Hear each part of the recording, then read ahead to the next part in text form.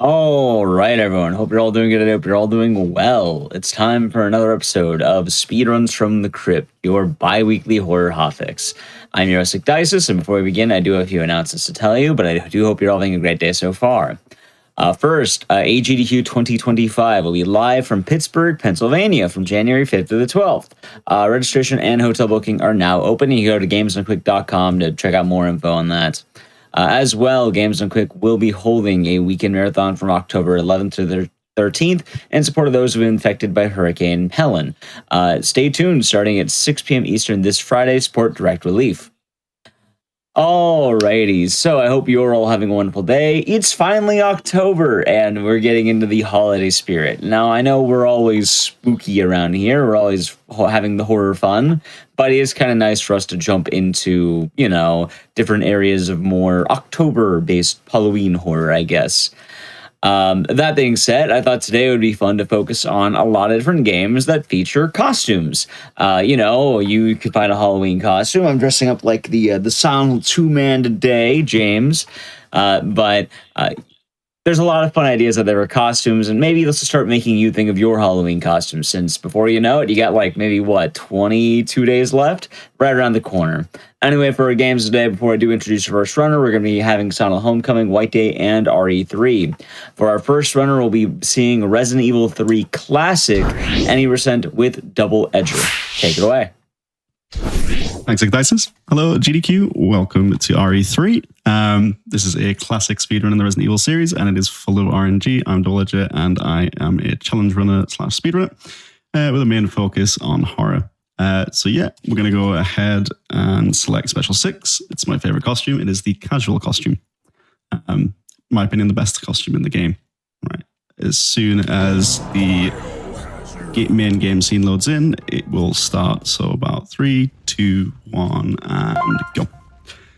So pretty straightforward at the start. We're just going to jump out of an exploding building in the apartment complex as Jill in a nice casual costume. And I'm going to go see if we can get the dodge here. No, most people don't go for the dodge anyway, but it does save you a second in an actual speedrun in a PB context. And it doesn't matter if you get bit here anyway. As soon as we load into the Dario cutscene, you have 200 HP. You get a full heal. So if you get bit, it's fine. So that's why most runners take the bite. We're just going to hit that. So in this game, there is a thing called delay input cancel. It basically allows you to get the... So when you get a yes or no prompt or any sort of prompt asking you to put something in, you can press a key that's bound to left and right, and that will immediately cancel the delay on the prompt. So I'll show you a case here. So we're going to pick up this key, and we're going to immediately skip that yes/no prompt by pressing what we call a DEEC key, short for delay input cancel. And we're going to do the same here when we use the key to get rid of it. And that allows us to just save about up to 0.25 seconds, which you can imagine saves a lot of time with the run. So we're going to go see Brad here from the basement. We got a good RNG here, so sometimes he will make you go to the door. If he doesn't, you get the good RNG. So we're going to reset the room so it resets the positions, and hopefully we get a nice basement. It's looking okay. That's fine, we'll take the bite. Pick up this item, we need the lighter fluid to combine with the lighter later. This is an unfortunate one, but that's fine. Alright, pretty clean basement. So mainly you want to keep your HP above 160, which is ideal. Most runners will reset if they don't get at least 160 HP or they don't get a sub 2 minute basement. Pretty straightforward. Grab the lighter fluid, get in, get on, get out. It's going to come to the bar here. There's 2 patterns of RNG. If he falls forward, you go to the right. If he falls toward you, go to the left. I'm going to skip this cutscene and leave. That makes the cutscene with Brad happen, and we teleport a bit further forward. There's no point in grabbing the lighter, as it teleports us forward there anyway. Once we grab the lighter, we're going to head over to the alleyway before the fire alley. The zombies left the wall, which means I can run straight forward without having to worry about where he is. And here's another bit of RNG. Okay, so we got mid RNG. There's three possible outcomes here. the barrier closes down early, meaning we don't get jumped backwards, which is the best RNG, or you get the lighting the doorway as well as then having it bust down, which costs us time. And then we're going to come up to the RPD here. Now, this is the first scenario where it gives you a choice. You will always pick the first choice in the speedrun because it is faster, apart from the very end where you will choose the second option. The reason why we do that is because on this particular one, if you press the second option, it will have a little mini cutscene where you have to watch him try and hit you. We got good RNG here as well. We like to call him Neymar as he likes to bite your ankles, but yeah, we didn't get him. There's 4 possible solutions for this one. We want one of the first 2 at least. Got good RNG. The possible solutions are 0131, 0513, 4011, and 4312. Alrighty. Okay, so we can't take the fast lane on the way out. So this used to be a 50-50 chance your run would reset. Since there's been a tool introduced called the grenade launcher tool, and that basically guarantees that you get it. We're running the rebirth version, which naturally comes with this, which you can turn on and off before you start the game. Vanilla runners will use a tool to do that, an external program. It is not allowed to be used in the Japanese version. They see it as modifying the game, so they don't allow it on their side of the runs. But in the Chinese and Taiwanese versions, it's completely allowed. So that's a pretty clean RPD. Second code, which is really, really good. And no bad placements for the zombies, which is always great. So now that we've got the lockpick, we can open more of the city. So we're going to go and head over to the restaurant. That will give us our first interaction with Carlos, and then he'll tell us about the train. So you'll see our first instance of brain suckers there. They're no problem at the moment. They're very rarely causing issues during the run. No need to worry about them. Okay, these dogs are totally harmless, but this dog up here, all you gotta do is run straight past, and then you want to kind of just left and tap right. Simple and straightforward.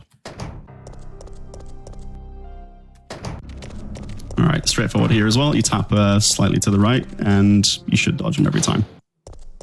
Pretty clean so far.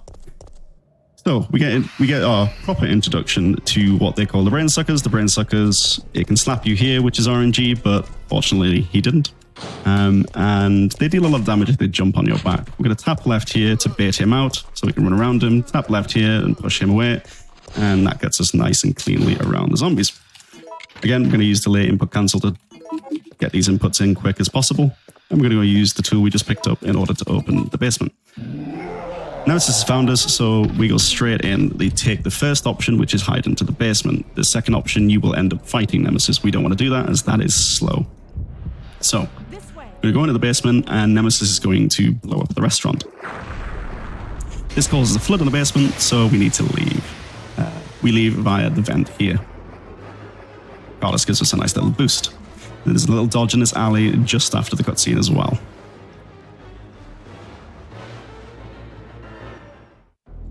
And it's based on positioning, and he gave me an awkward position, so no dodge from me there, which is fine. Our HP is still really, really good. So we're coming up to the news office here, so we can grab the, I believe it's the green gem. We currently have the blue gem, so it is the green gem. One of the gems is here.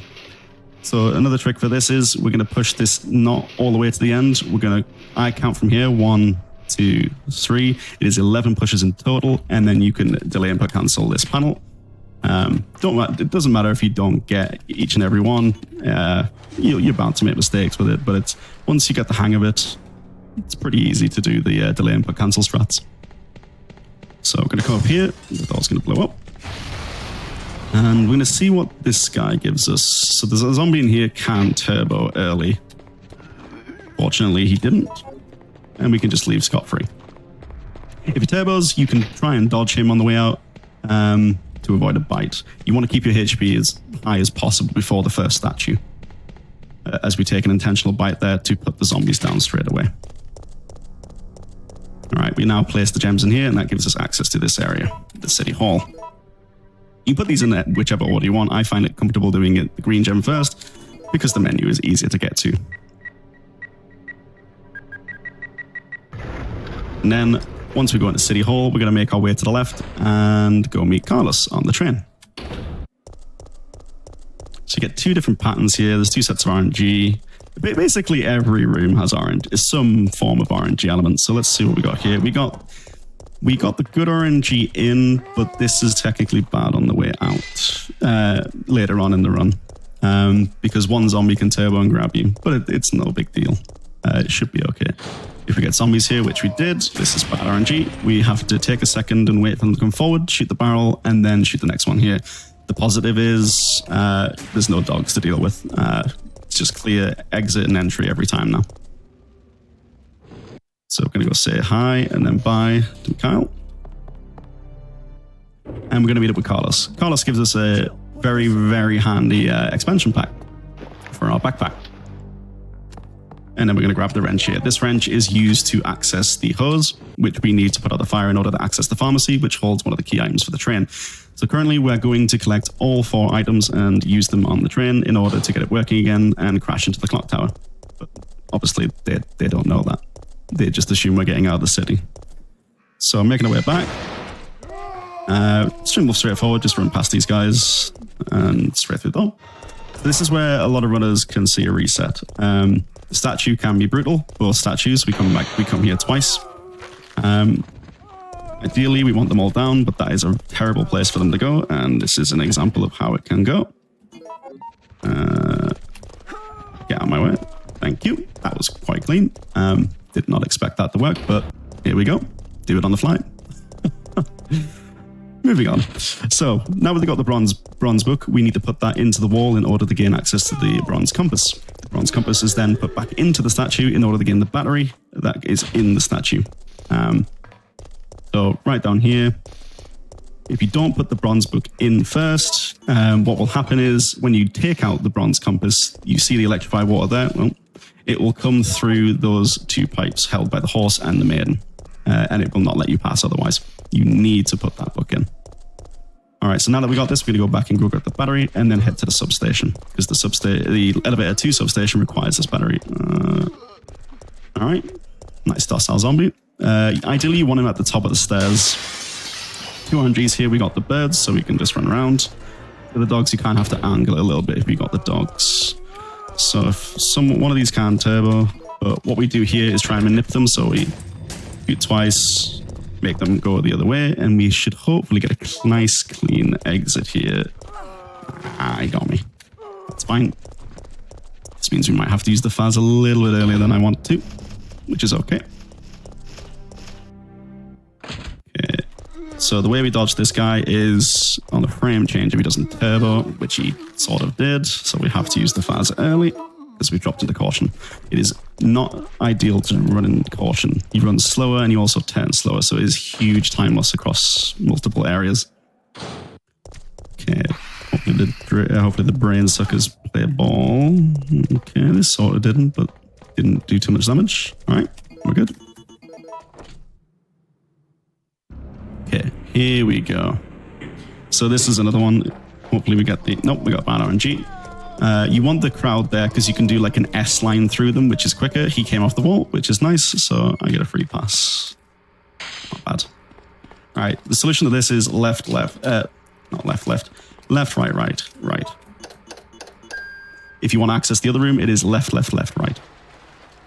But we don't want it's only if you want to go in that room to grab the grenade launcher or the Magnum if you got the other one that you didn't want. Obviously, a speedrun, we wouldn't go for that. We just take the pool. So first option, like always, then exit. Quickest way out of there. If you pick the second option, it will electrify the gate, and that costs a lot of time. Okay, so Nemesis is caught up with us, and he now has a rocket launcher. So, if you see the boss HP in the top right, if that was filled with 800, as it normally would be, we can't skip a certain door quick. But since he hasn't followed us, the way that the rooms work in slow and fast doors is, if the music's the same and there's nothing loading in here, which there's the gunfire here, then you would quick skip it. If not, you do what this, you just quick skip it here, or you slow skip. You'll see the music go in and out between certain rooms. That basically determines whether or not your door is a fast or slow skip. So like this, for example, music loads in, so we have to take a slow door. And vice versa there. If anyone didn't know, there's a Capcom logo above that door, by the way. If you have the Faz here, this is where you would use it. So if you had really, really good luck there, and you didn't have to use your Faz at all until this point, you can use it there to get rid of it. I was a bit worried there. So if he's facing you, you shoot that barrel and just take the 1 second time loss. It's not worth going through him and taking a battering for no reason. And then we're going to use the hose here that we obtained in the alleyway. And this will give us access to the pharmacy. Now, this is another major reset point in the run. There's a lot of reset points in this entire run, but this is one of the major ones. You have 3 possible solutions, and each code probably takes you about between 5 to 10 seconds to input each one. We want Safsprin. It is the fastest to type, despite not being the shortest code, which is Adravil, but Adravil cannot be fast typed as fast as Safsprin. So I'm going to go take this just in case.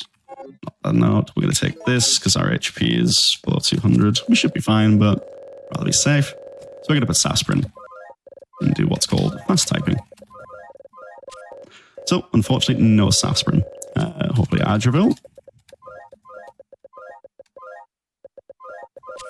You can put the final character in. We unfortunately got Aquacure. This would usually be a massive reset because it takes too long to put it in, and it is the final code that you put in. So we actually got the worst code. Many runners would just reset the run. It is a monumental amount of time loss, and there is RNG throughout the entire run. So I'm going to go ahead and grab the first part of the oil. And the zombies come in. So you can dodge these zombies. You can run to the left here. You can run into the first one and dodge. I'm just going to go ahead and get the bite to push them back and get a nice... Oh, no, he decided he wanted an extra nibble. Nice, very, very good. And he didn't take that dodge. I'm glad I picked up the Faz, because our HP is looking pretty low. If he grabs me, it's definitely being used. All right, we're good. Yeah, that's fine. All right, now that we've done the pharmacy, we head on back to the train, but we're going to do a few pit stops along the way. So since we didn't get dogs here, we have to take an extended line past this zombie. That zombie can instantly turn around and grab you, causing you time loss and HP loss. And you don't want that. Oh wow, this is bad RNG. We'll be using that a bit earlier. That can happen, it's very rare. If you've got the other one alive, it definitely causes issues because they can stun lock you and prevent you from using the menu. Luckily that I shot the barrel earlier. Right, we're going to go grab the cable from the car here. That is one of the main parts for the train. So we're going to go ahead and grab this, and then we're going to get another choice event. And you guessed it, we're going to take the first option. It is quicker. The other option, you jump down and you end up in the previous room, and you have to watch a scene all the way through. In this, we just skip and move forward. Alrighty. Let's see what we get in this room. Right, perfect. Okay, so we're going to go grab the rusty wrench in the safe room here. You don't grab it earlier because you don't have the space, and if you do grab it earlier, you would cause Nemesis to come chase you instead, which costs you a lot of time going through different doors. And it just doesn't fit in the route. But on the way back, our inventory is routed to fit for this route. I'm going to try and perform a dodge here. It usually goes pretty well. Or you can not work this time. That's fine. We've got plenty of HP, so it's not a big deal. We're going to come up to probably one of the easiest puzzles. It's basically lights on, lights off. That's bad. Basically, we're going to use this wrench, and then with this tool, then we're going to use the wrench. And then in here, we need to get the oil to mix with the one we've got in order to make the proper oil that the tram can use. you basically got to do the puzzle 3 times, highlight 3 different lights based on what it wants you to put in. So it could be any of the A, B, C, D and give you a different solution. All the solutions are noted down on the SRC, but it's just light on, light off. This one is the worst, because B solutions are just the worst. There we go.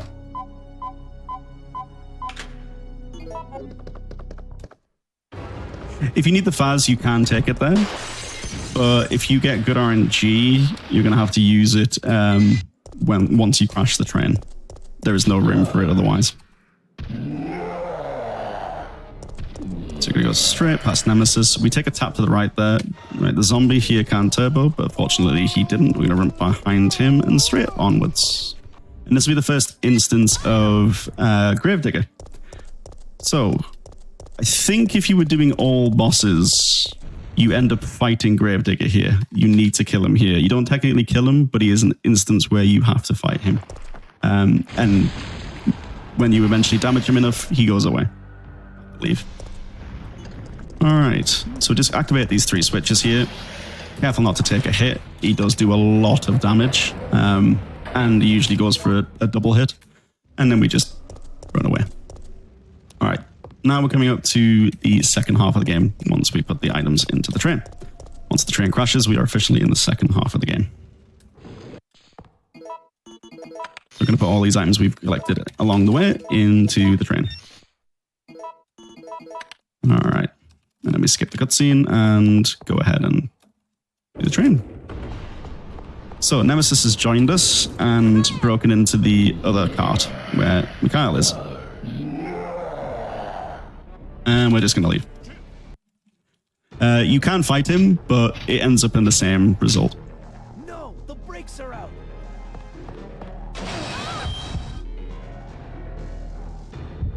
Okay.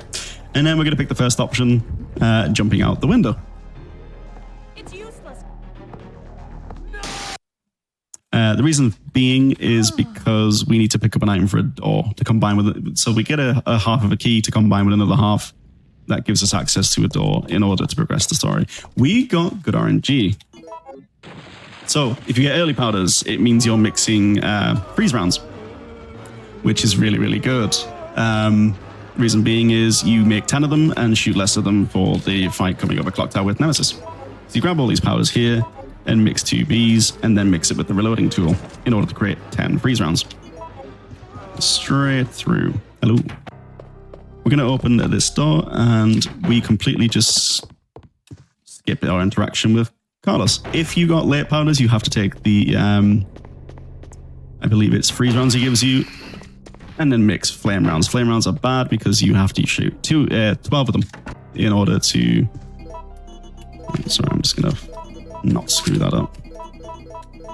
It's very easy to screw that up. The reason why you shoot 12 is because it does less damage. Freeze rounds has more damage and also mini stuns Nemesis. So don't quick turn here. You always turn, otherwise you will get grabbed by the turbo zombie in the back. All right. If Nemesis is kind, he's not here, so he's not going to roar. If Nemesis's boss HP is there, you lose 2.3 seconds. Nothing you can do about it. Pure RNG. Speaking of more RNG. Coming up to the clock tower puzzle. This can be anywhere between 1 and 6 changes. If you get any more than 3, that's unfortunate. If you get 1, it's great. So the solution is up, down, up, down, up. We got a 3 change, which is pretty decent. All right.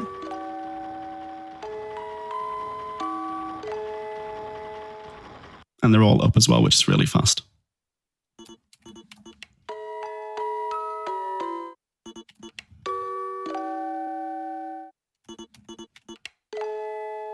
And then we play the puzzle. And that gives us the second part of the key. You'll notice the inputs go really fast if they're going up. The up is the first option, so using the delay input cancel key immediately selects that option. And since we're pushing up, it was great that we got those instead of the down options. Saving us probably additional 0.75 seconds there on top of everything else. We're going to mix this key here. It doesn't matter where you mix it, as long as you mix those keys for the door. So, We get an encounter with Nemesis again. He just doesn't leave us alone. So what we're going to do is blind him and push him off. Because apparently Jill has the capacity to do that. We're Tyrant.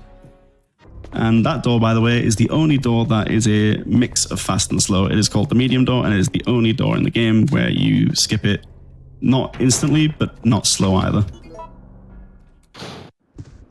Right. So, this is RNG, depending on the time you see on the wall. We have been given 7 o'clock, I think. So that means we put in the amber first.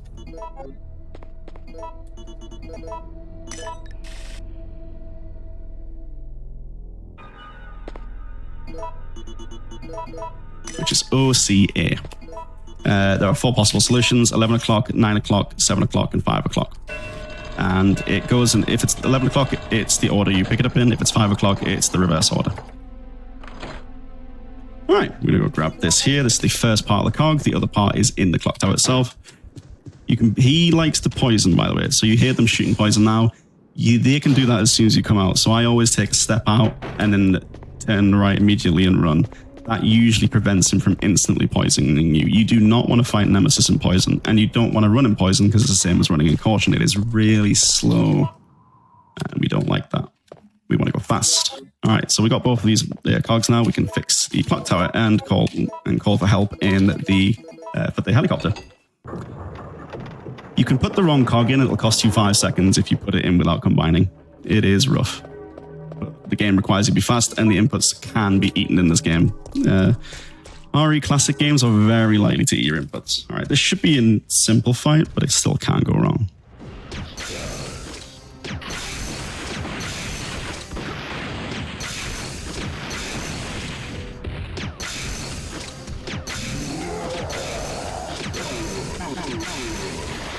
Okay, that went really weird. I think I fired at just the very wrong millisecond, but that was still a fantastic fight. Jill! And then we wait for Jill and skip the scene instantly. So basically, you shoot first, wait for him to aim and fire his rocket launch, you can hear by the sound, and then just wail into a Nemesis. Yeah, pretty straightforward fight. Now we open the menu here and equip our gun, our single-handed weapon. The reason being is because running with a two-handed weapon is slower than running with a one-handed weapon. Nice turbo, buddy. Not this time. And obviously you start with an assault rifle as Carlos, so we want to unequip that. Now this room can give us good RNG. Nice, we got good RNG here, unless that poisoned me. We can get brain suckers in there. It's not ideal. We push this bell one and a bit.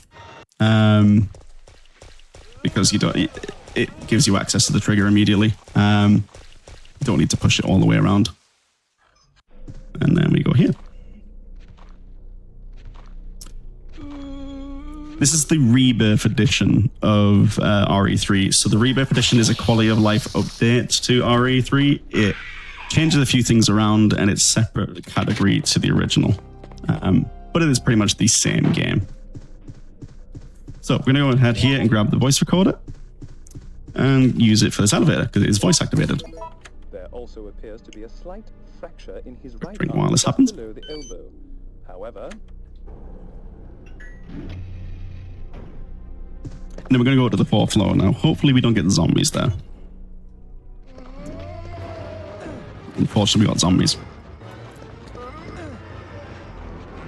It's fine. It just means we're likely to get hunters in the basement, which can cause problems if not dealt with properly. Okay, so we're going to grab the key here in order to go into the room that can give us the vaccine. I'm going to go ahead and just do YOLO Carlos. So, in a normal run, you probably wouldn't do this, but this is looking like it could potentially be... Come on, push it, Carlos. Could potentially be a 5-3-1. We want 5-3-1. There's a 50-50 chance if you decide not to go look at the code based on where the cabinet is facing. We got the second code. So that is a failed YOLO Carlos, and that costs you about 8 seconds. If you get the top right, it is 253. You ideally want it to be 531 if you're going to do YOLO Carlos, or you want it to be 325 if it's facing the opposite direction.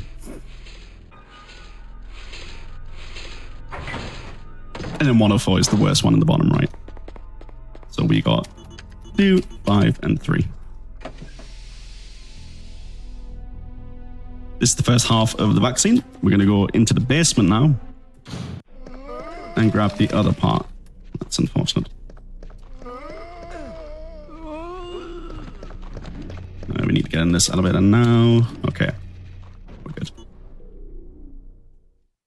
Okay, so we got hunters down here. Should be okay.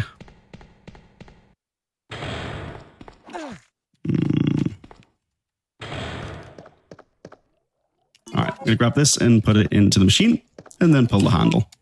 It is faster doing it this way because it is a fluid motion. If you do it the opposite way around, you're fiddling around a bit more. Okay, so the solution is 13A.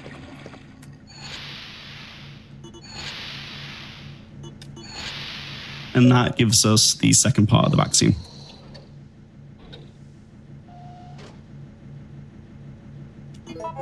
And we're going to go ahead out. We don't bother with these hunters, we just leave. I'm going to run behind the hunter here so I don't get swiped.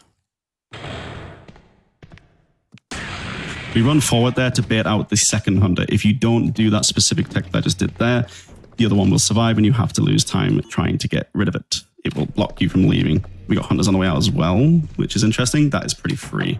You can get zombies on the way out there. It is slower. Okay, now that we've got the vaccine, Nikolai is blowing up the hospital. He wants to get rid of both me and Jill, but we're going to go and leave and head back to Jill with the vaccine because she's currently infected with the T-virus, courtesy of Nemesis. Okay, so we got pretty good RNG here, but I'm still going to avoid the spider poison. We are currently on 125 HP, which is not bad. All the bad stuff is like gone now. So we skip Nemesis's cutscene here and we just run away. Carlos ain't dealing with that. He's got the vaccine, he's not dealing with Nemesis for Jill. Jill can handle that, which she will. All right, come to Jill and combine these two together and use it on Jill. Skip the cutscene and move forward. We're going to trade off the reloading tool because we no longer need it and take out the knife. The knife is important later for a very specific fight. And we just have no use for the reloading tool now. We're going to go run straight past him. Can't be bothered dealing with him. Since we got early powders, we need to take this mine launcher. It makes the final fight a bit rougher, but Clock Tower is basically a free fight with freeze rounds. And because we picked that up, we don't need to pick those grenade rounds there. We have freeze rounds for later.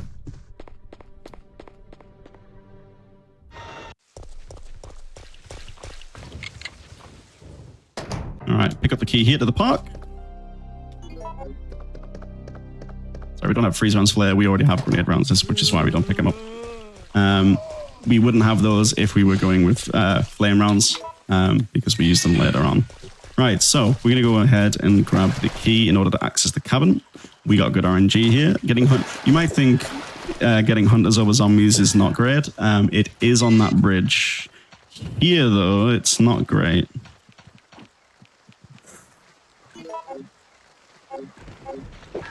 All right, that went quite well.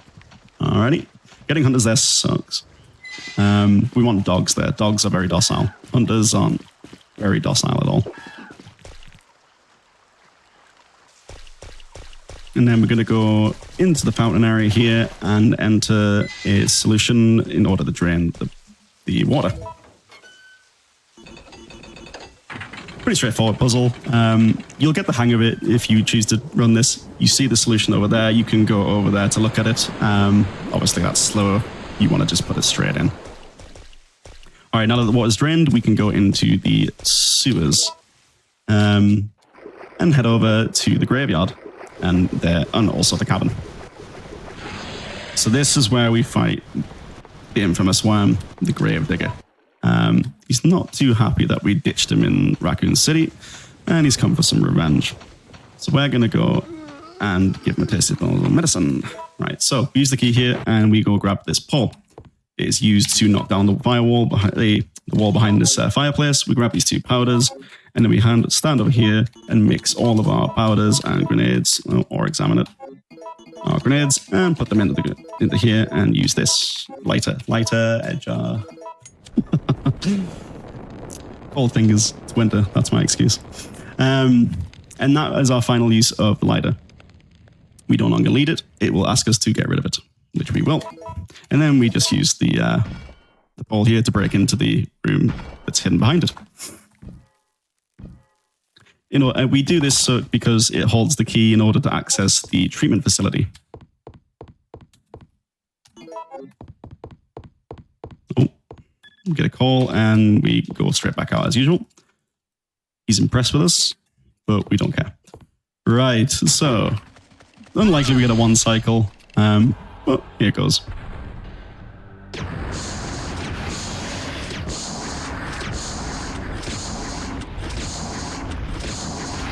Bad RNG. So we didn't drop any inputs, but unfortunately the worm did not grace us with the good RNG, so we are forced to take a 2 cycle. A pretty bad one at that.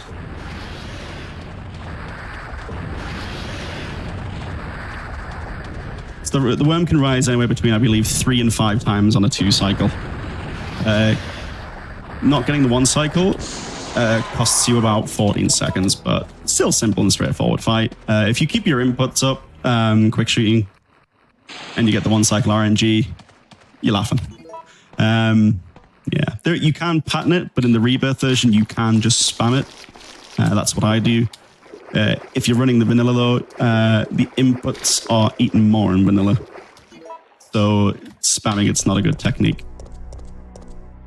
All right, so now that we've got the key, we go and head over to the Dead Factory.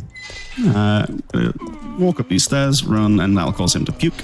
And we just run straight forward. Since we got hunters here, it's pretty smooth sailing. We just run past this one, tap left and dodge his swipe, and go straight forward. Hunters here like to not behave sometimes. I would like you to jump. Thank you. Okay, they behaved. Pretty good. Alright, so we tap left. You don't want to clip into any of the sides here. And again, we choose the first option. This is another cutscene with Jill, cutscene with Nemesis, and you pick a choice. Jill is going to knock Nemesis into the water instead of us jumping down into the water. Jumping into the water is slower because we have to come up here in order to correct the level of gas in order to access said enemy. So we're going to go ahead and take this Faz here. Highly recommend you take it. A lot of runners do take it. I think even world record holders still take that Faz. Unless your HP is really good, which mine is, but yeah. Alright. It expects you to do a normal puzzle, but if you get the first one away, you can slightly... That's the only like real glitch in this run, aside from quick shooting. And the delay input cancel key. You can, as long as you get rid of the first stream of steam, it is guaranteed pretty much that you'll get that early console grab. I'm going to reset the room so the zombies' positions are reset. And then we're going to instantly go into this elevator and go down. Now we can get a bunch of different enemy combinations here. Hopefully we get a good one. Okay, so we get brain suckers. Not the worst. We could get hunters instead. Hopefully we don't get them here. Oh, of course they do. Right. This is where the Faz comes in handy. Thank you. That can go very, very wrong. Very, very wrong. So we're going to go ahead and grab this water sample and go fix it. There are 4 possible solutions. We want high empty or high low. We do not want medium empty or mid low as they take the longest to input. So we're going to go ahead and put that in. We got the best RNG. Okay, so high empty is right 1, left 2. Very, very good.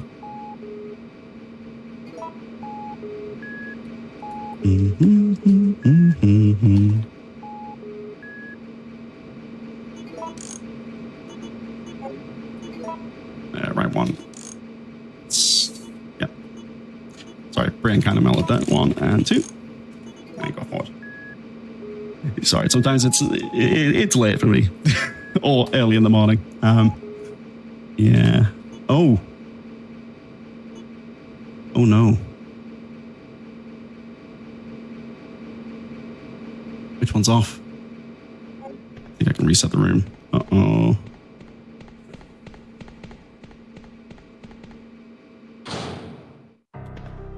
That's unfortunate. just see here.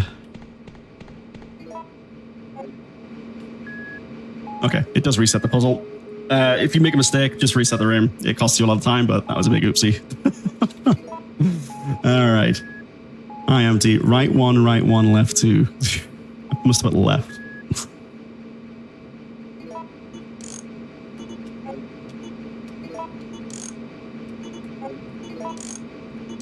I've done that wrong. Left two. There we go. Silly mistakes like that and it just kind of cascades, but we got there in the end. All right, that'll allow us access to Acid Nemi. Oh boy. I'm going to take the safety files as well, Hunters, and the fact that Acid Nemi can go very, very wrong.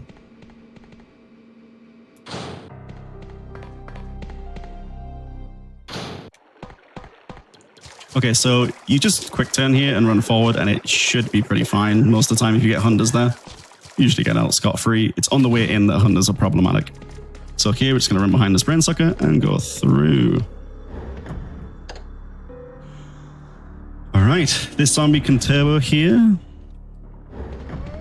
And he didn't. And then we're going to go and skip Nikolai's death scene here. All right, this is where runs come to die at the end. It is a major kill point in the run. So the solution to this is hit Nemesis with the 3 valves. So hit him 3 times with the acid balls. You get a hint to that, but you also can whale him down with a lot of ammo.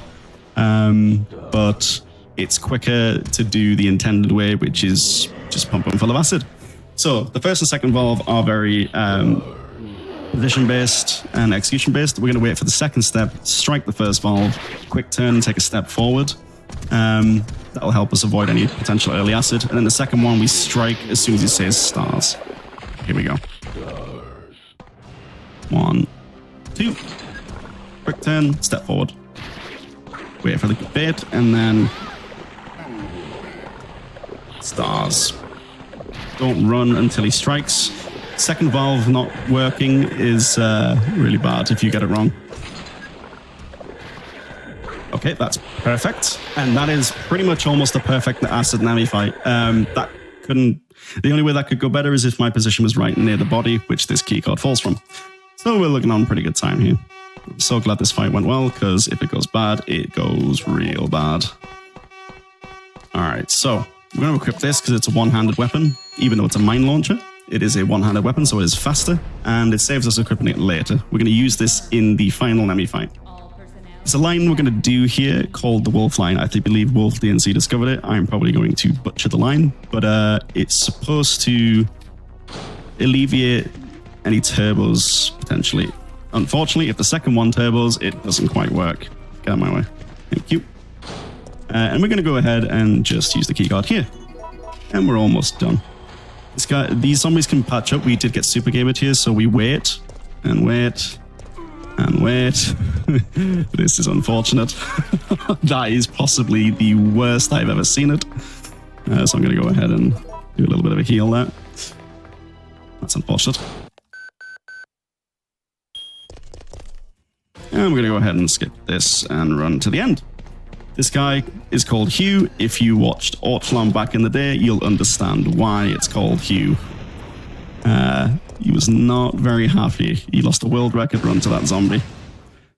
Dropped him into caution and killed his entire world record. So we're going to go ahead and activate the cannon.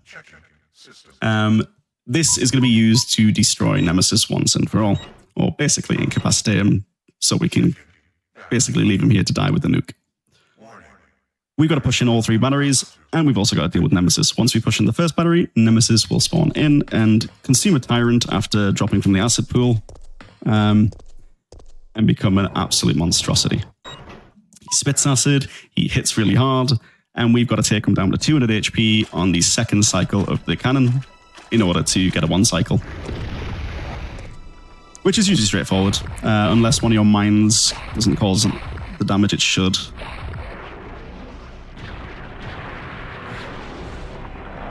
Yeah, this run is big. There's RNG in rooms, there's RNG with enemies, there's RNG with puzzles. Yeah, and there's even patterns are RNG to a degree. Yeah, you just get what you run with what you get given, and reset if you need to, if you're doing like a PB run or a world record attempt. Oh, that's unfortunate. That is not a good place for him to drop. So he did an early drop, and he's already spitting at me.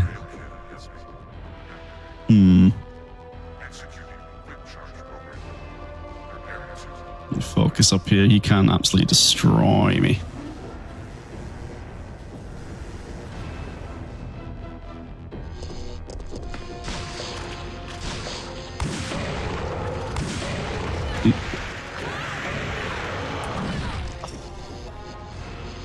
It's not good.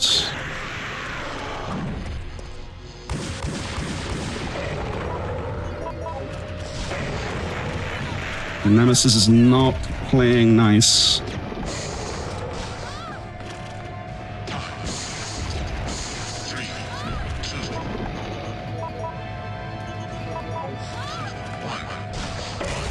Okay. We got him down anyway. Just 5 more shots and he's toast.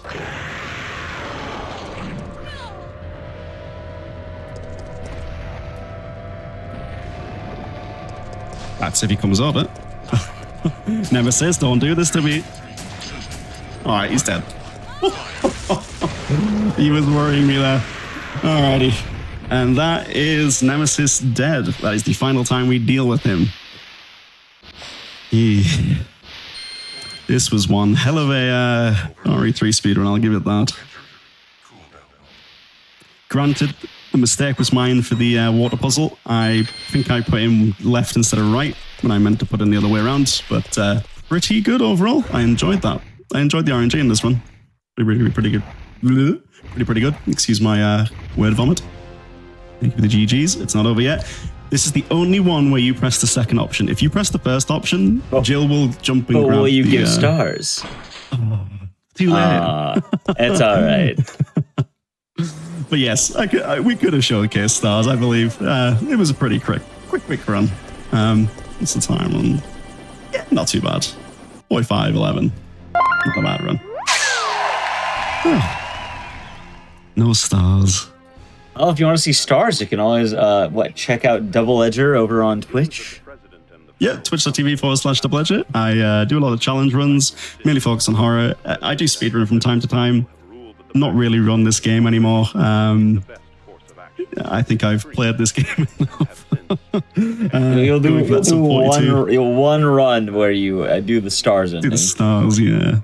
I mean, yeah, I think there is a meme category where you do all of the long options. I'm not sure. But yeah, it's a fantastic run. If you want to pick it up, I highly recommend it. It's very quick, fast-paced. There's no downtime whatsoever, and it's under an hour. The entire thing is RTA as well. You do compare against IGT, but yeah, the timer runs through doors, cutscenes, etc. So unless you tab out the game, give it some pause timer. All RTA. All right. Well, pretty good stuff there. Before we do hop on to the next game, do you have any shout-outs you want to give, and where can people find you?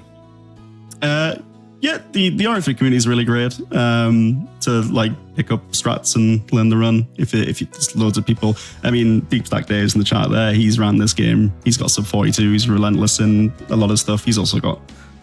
He also had the world record for RE2 OG as well recently. He's really good at this, so he's a person to go to as well. And yeah, if you want to catch me doing speedruns occasionally, I do them on my channel, twitch.tv/Double Edger. But at the moment, we're doing Horror Month, so yeah. All right, and Mayor, thank you for having me on the show. Absolutely. Thank you for doing the run. We have plenty more games for you. We'll talk more about those in a moment. But first, I do have some announcements to give. UBAF is returning to GDQ's first Black charity event, Back to Black, which will be live February 7th to the 9th. Run submissions are now open November 5th. Are open now to November 5th. You can go to submissions.gamesandcookie.com for more info. As well, GDQ is hiring. We're looking for an event programming lead that'll be responsible for the 10,000-foot view of our mainline event schedules. If you're interested or know someone that is, go to gdq.com/jobs for more information. Or I should say gamesonquick.com/jobs. All right, anyway, we'll be right back very quick.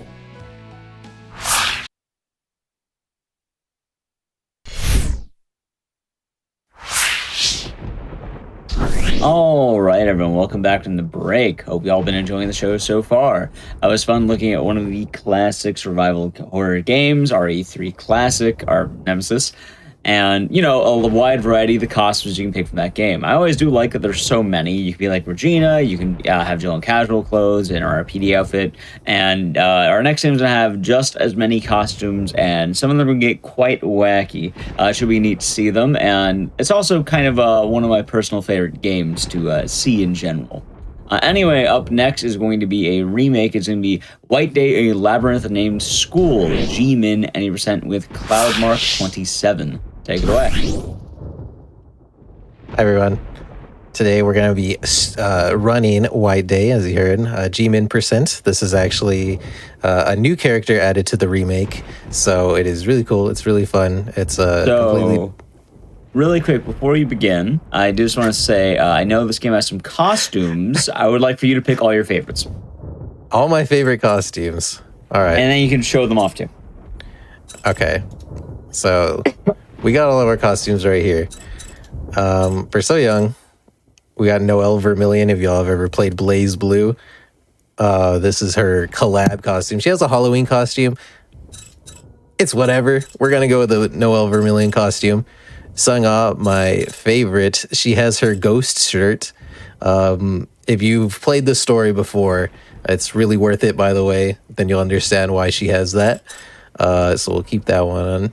Ji-hyun, she heard this was going to be a costume party, so she came as a police officer.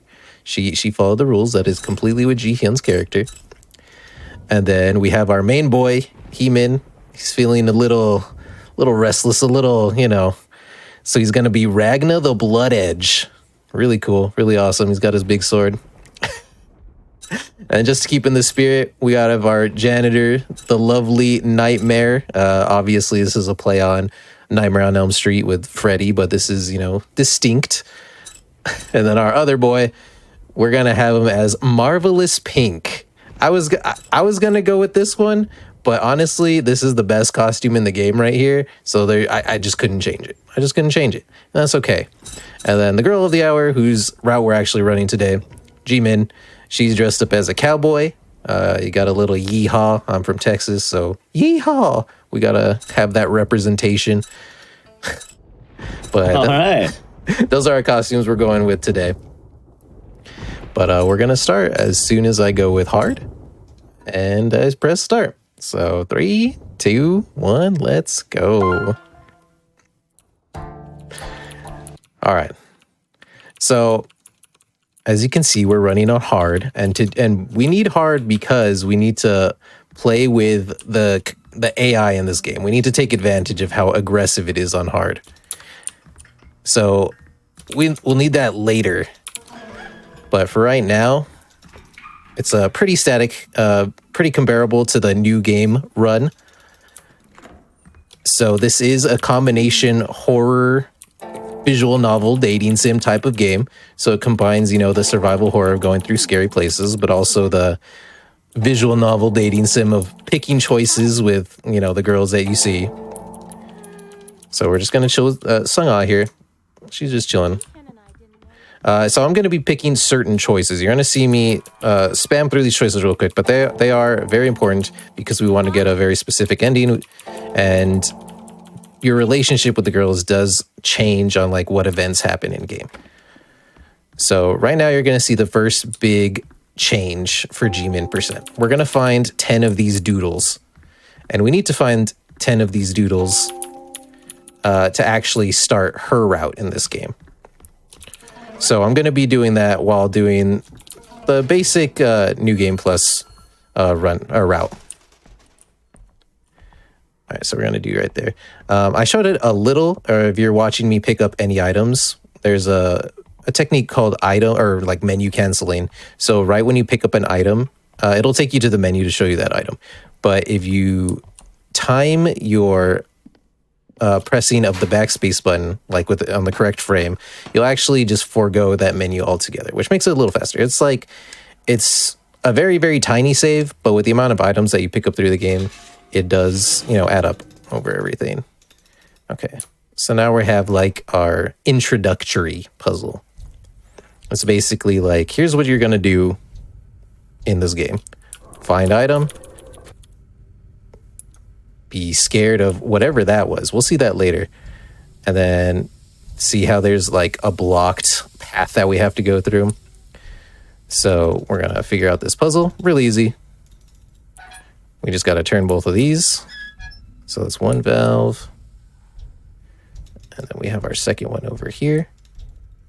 What's really cool is that the interaction with the valve still happens even when you're not close up to it or interacting with it. So I can just press exit out of the interaction and the spinning will still go. That's just like a cool little technique that, just be a little faster. I do like this Scooby costume, but his nose keeps going in front of my eyes, so we'll be okay, but little extra challenge. How about that? All right, so that's like another introductory puzzle of what's going on when there's like ghosts around. Let's figure out what's going on, fix it, and we get to move on. There's Sung-Ah. She's going to give us a key right now. So Sung-Ah is very important in all the other routes of this game.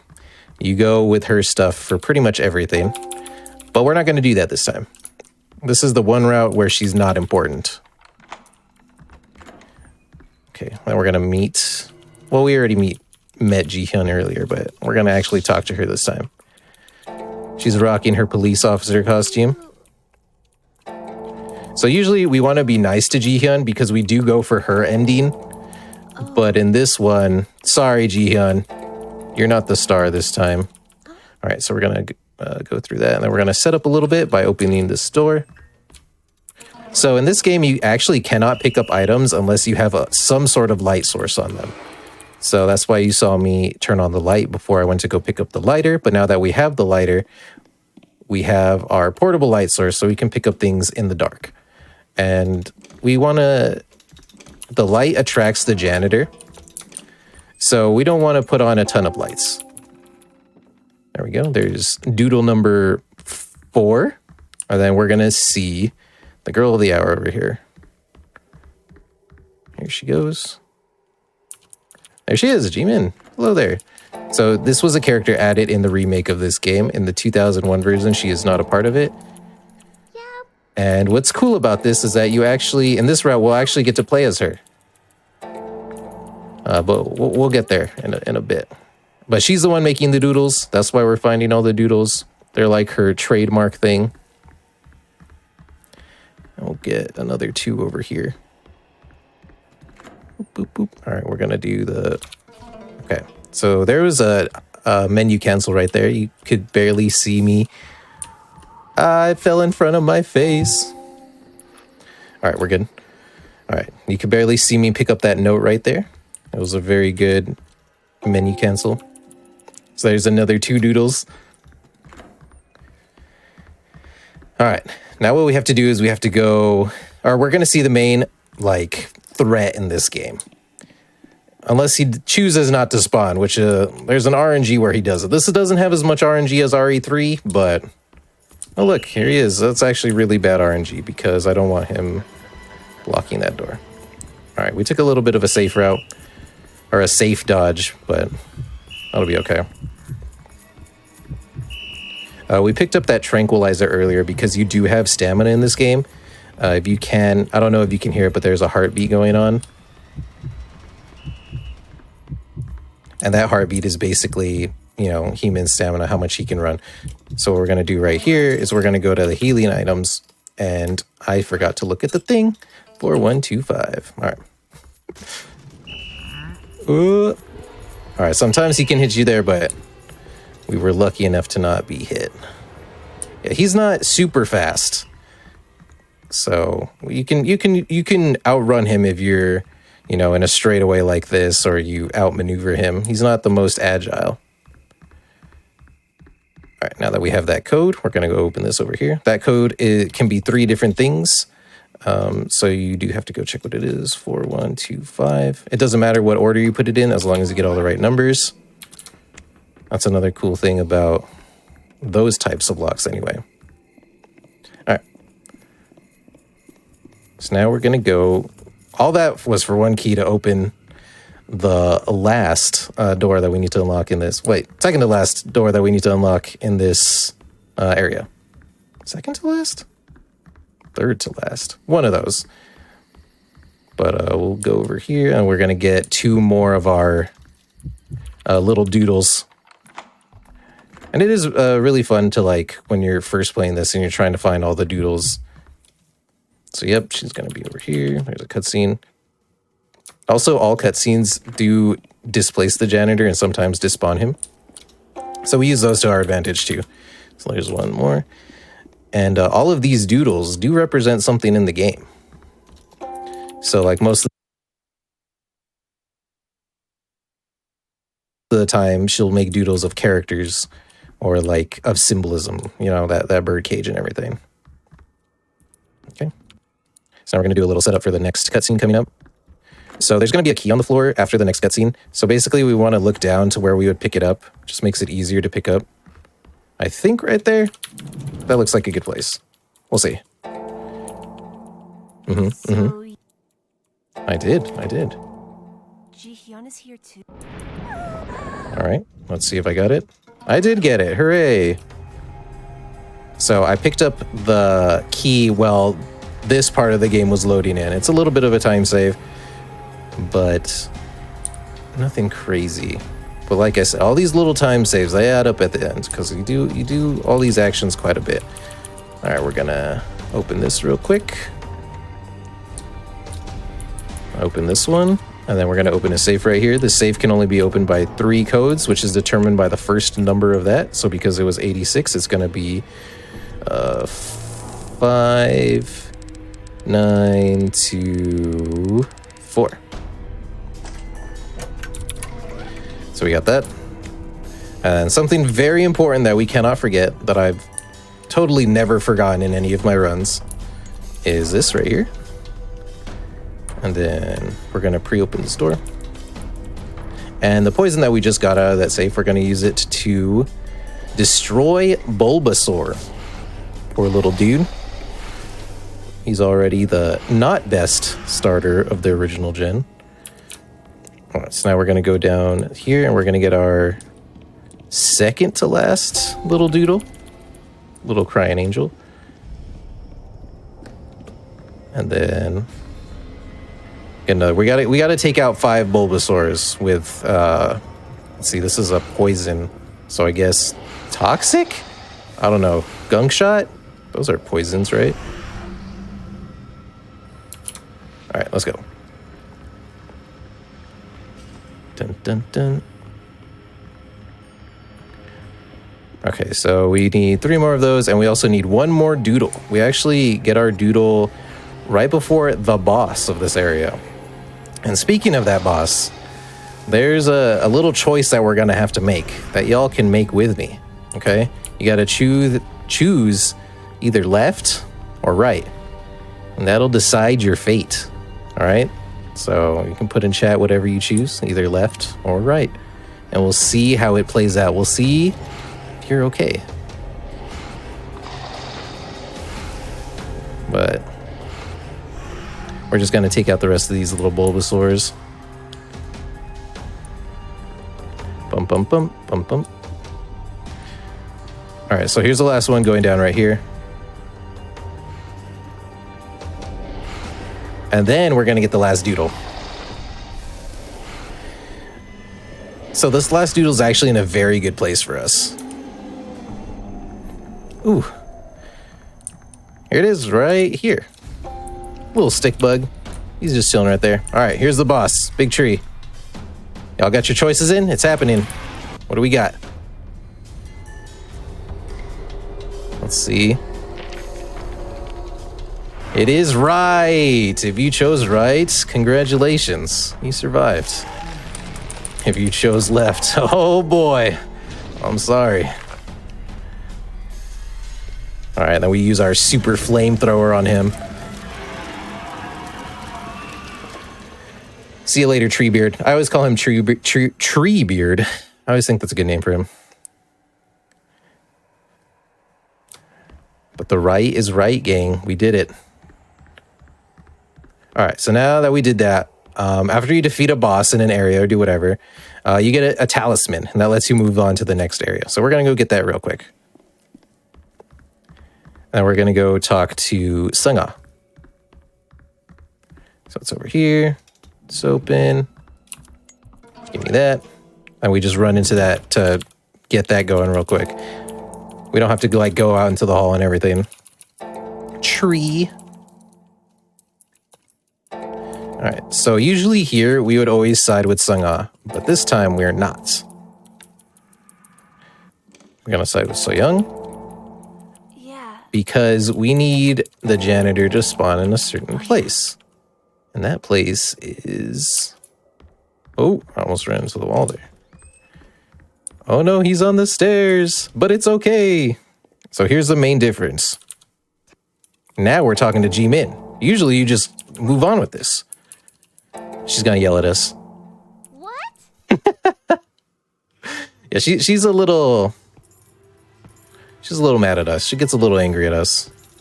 All right, now we're gonna get out of here. Excuse me, sir. I got places to be. So we're all set up, and what that does is now we are on our way to saving G-Min. And you'll see in the next building once we get there. Boop, boop, boop. Okay, so after every boss, we're gonna get this talisman, and we use it to open these things. All right, I'm not gonna flashbang everybody. Oh, I did a little bit, sorry. All right, so now we're in area 2.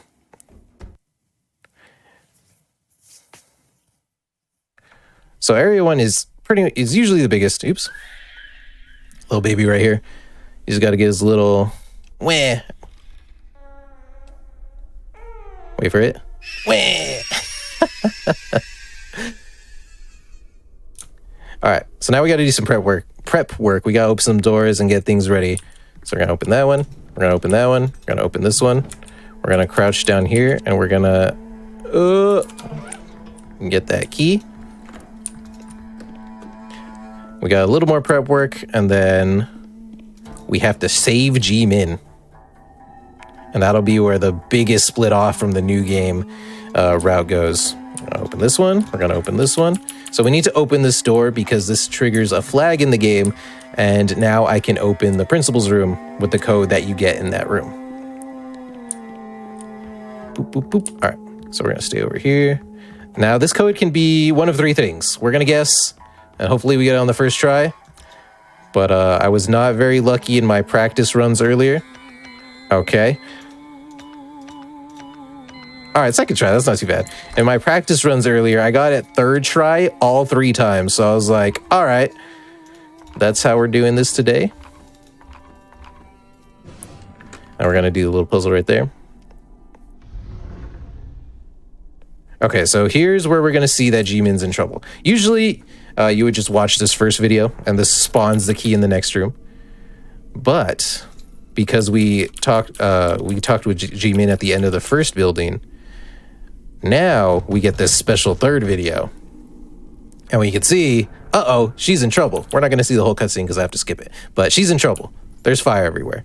So we're going to hope the janitor goes right, and he does. Nice. So we just don't take any damage right there. So she's on the 4th floor. We got to go run and help her. So we're just going to make our way up. 2nd floor. 3rd floor. 4th floor. All right. Don't worry, G-Min. I'm coming for you. I want you to notice what he uses to break the knob right here. What does it look like? A fire extinguisher. Correct? We cannot use that fire extinguisher to put out the flames. So, what we have to do is we have to go get a blanket. And we saw that earlier with one of the doors I opened. Okay, so this is what the prep work from earlier does. We're gonna turn in here. Here's this blanket. It's not a special blanket, you know, it's not one that you'd use for electrical fires or whatever. It's just a cloth blanket. And then we're gonna get this key. All right. So now what we have to do is we actually have to wet this blanket. And to do that, we need to turn on the only working faucet in this game, which is on the 3rd floor. He is Ragna the Blood Edge. I like this costume. I think it's cool. All right, so we're gonna go in here. We're gonna get the key to open the way to the only working sink in this school.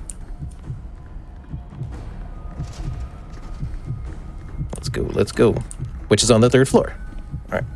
So you notice we're running low on stamina, but it's definitely more than enough that we need. Because our stamina recovers in this cutscenes like this. Yes, from Blaze Blue. I also have someone's in Noel's costume. I forgot who I put in Noel's costume. All right. So now we can save G-Min.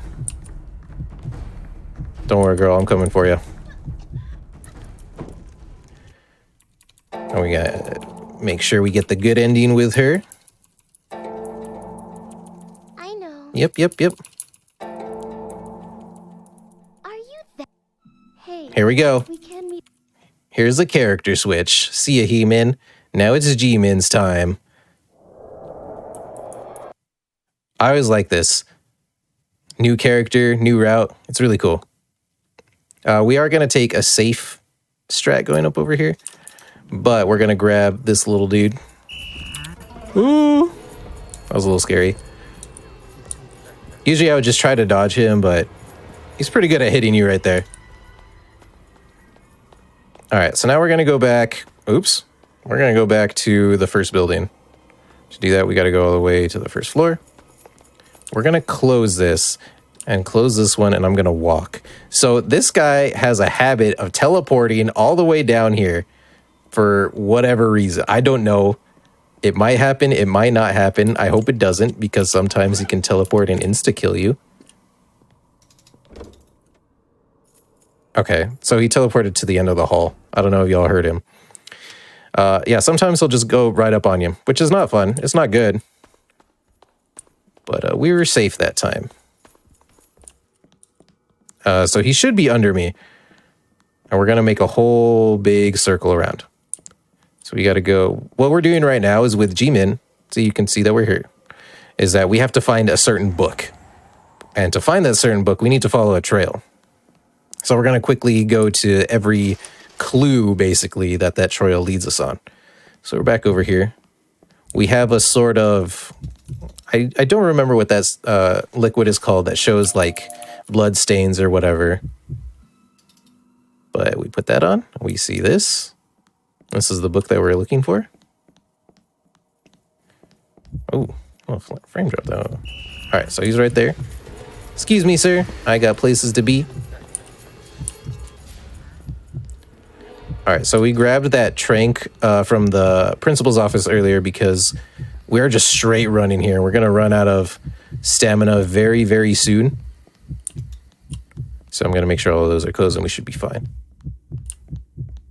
And then usually when I get about right here, then I'll use it. Just so we're like at full start or full stamina right when we go to this new building. So he's going to be at the end of the hall because that's where he spawned. Yep. Oh, there he is right there. We're going to do our little dodge right here. Excuse me, sir. Luminol, yes. All right, so we got to go to the 3rd floor because we figured out that book belonged to the music teacher. So we're going to the music room. Hi, music teacher. How are you today? All right, and then we hear a song playing, and she says the counselor's office, so we're going to go to the counselor's office. I'm going to do a safe strat right here. where I'm basically going to run all the way around and close the door on him. All right, I didn't close the door on him. That's okay. We'll close those 2 doors on him. All right, cool. We're going to run this way. So now he's like, whoa, where's that vase? It's in the lost and found. So now we're going to go all the way over there. Open that. And here we go. We got his book. Hooray. Now we have everything that we need to go past this area. We open that just to go around him really easy. Excuse me, sir. And we're going to go out this way. Now, usually you don't go out this way. But usually G-Min's story is completely different. Not going this way. But we're going to use... remember when I said that we're playing this game on hard? We're going to use the game's AI against it. Sometimes this one also is very tricky because his AI sometimes is too aggressive, but we'll be okay.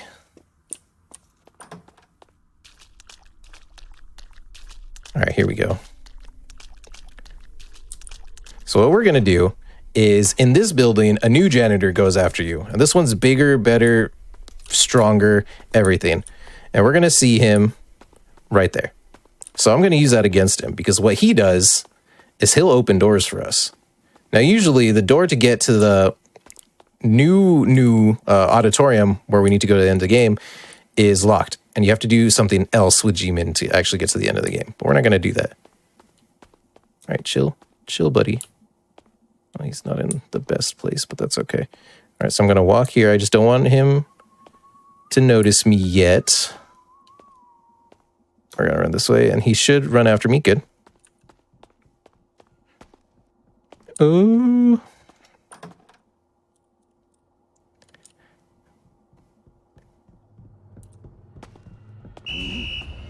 Yay. Okay, sick. So we got him to open that door for us. Usually we can't open that door, and that's not okay. So now I'm going to need him to hopefully despawn, because sometimes he doesn't despawn, and he'll beat you in this. Oh, gosh. Okay, good. He did. That was a little scary. So this school was used for prisoners of war back in, the old times. So that's why it's so scary. All right, sick. Now we are at the end. Oops. So, fun fact, G-Min is actually never supposed to be in this situation. So in all the cutscenes in this, she's not going to be in any of them because she was never coded into them. So it's just going to be nobody. But we'll see coming up.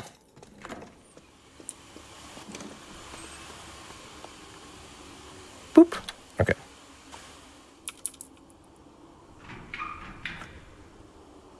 Okay, here we go. So coming up is the final boss of this. Hello. Everything's just going to be on fire. Everything. Panic. Everything's on fire. We're actually also going to be taking a new route. Because there's a new skip. But look right here. So usually it's your character dodging this. There's nobody there. It's a ghost. Oh my goodness. You can't see him.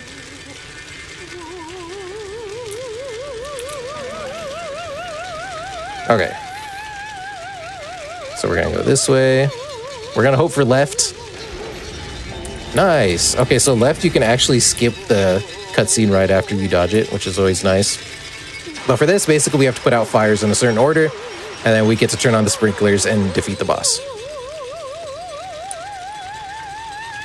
Oh, no. Okay. That's okay.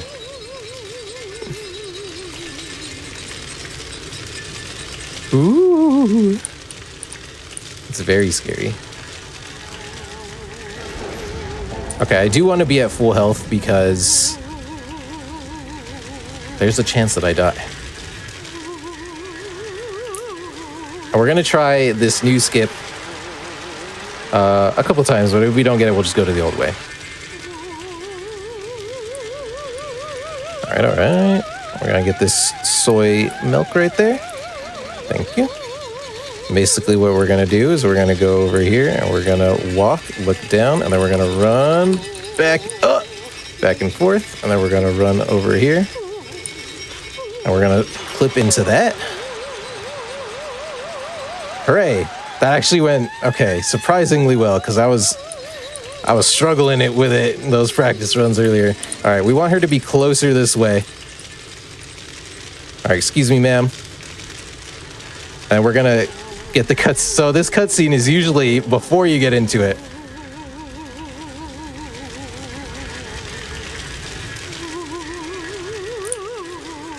And then we're gonna pretend to do that. And we're out. All right. That actually went super well. Oh my goodness.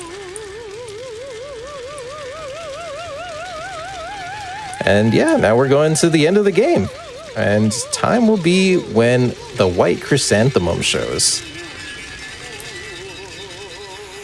Now we just got to see Ji-hyun over here. Hi, Ji-hyun. And then we're going to go through her choices, and we're going to end the game right. Boom. Time. Hooray. Woo. And usually you skip these, but just so you see, it is Jimin at the end. Even though she was in, like, no part of the last run. There she is. Found a way. She found a way. Hooray. Hooray! All right, good stuff.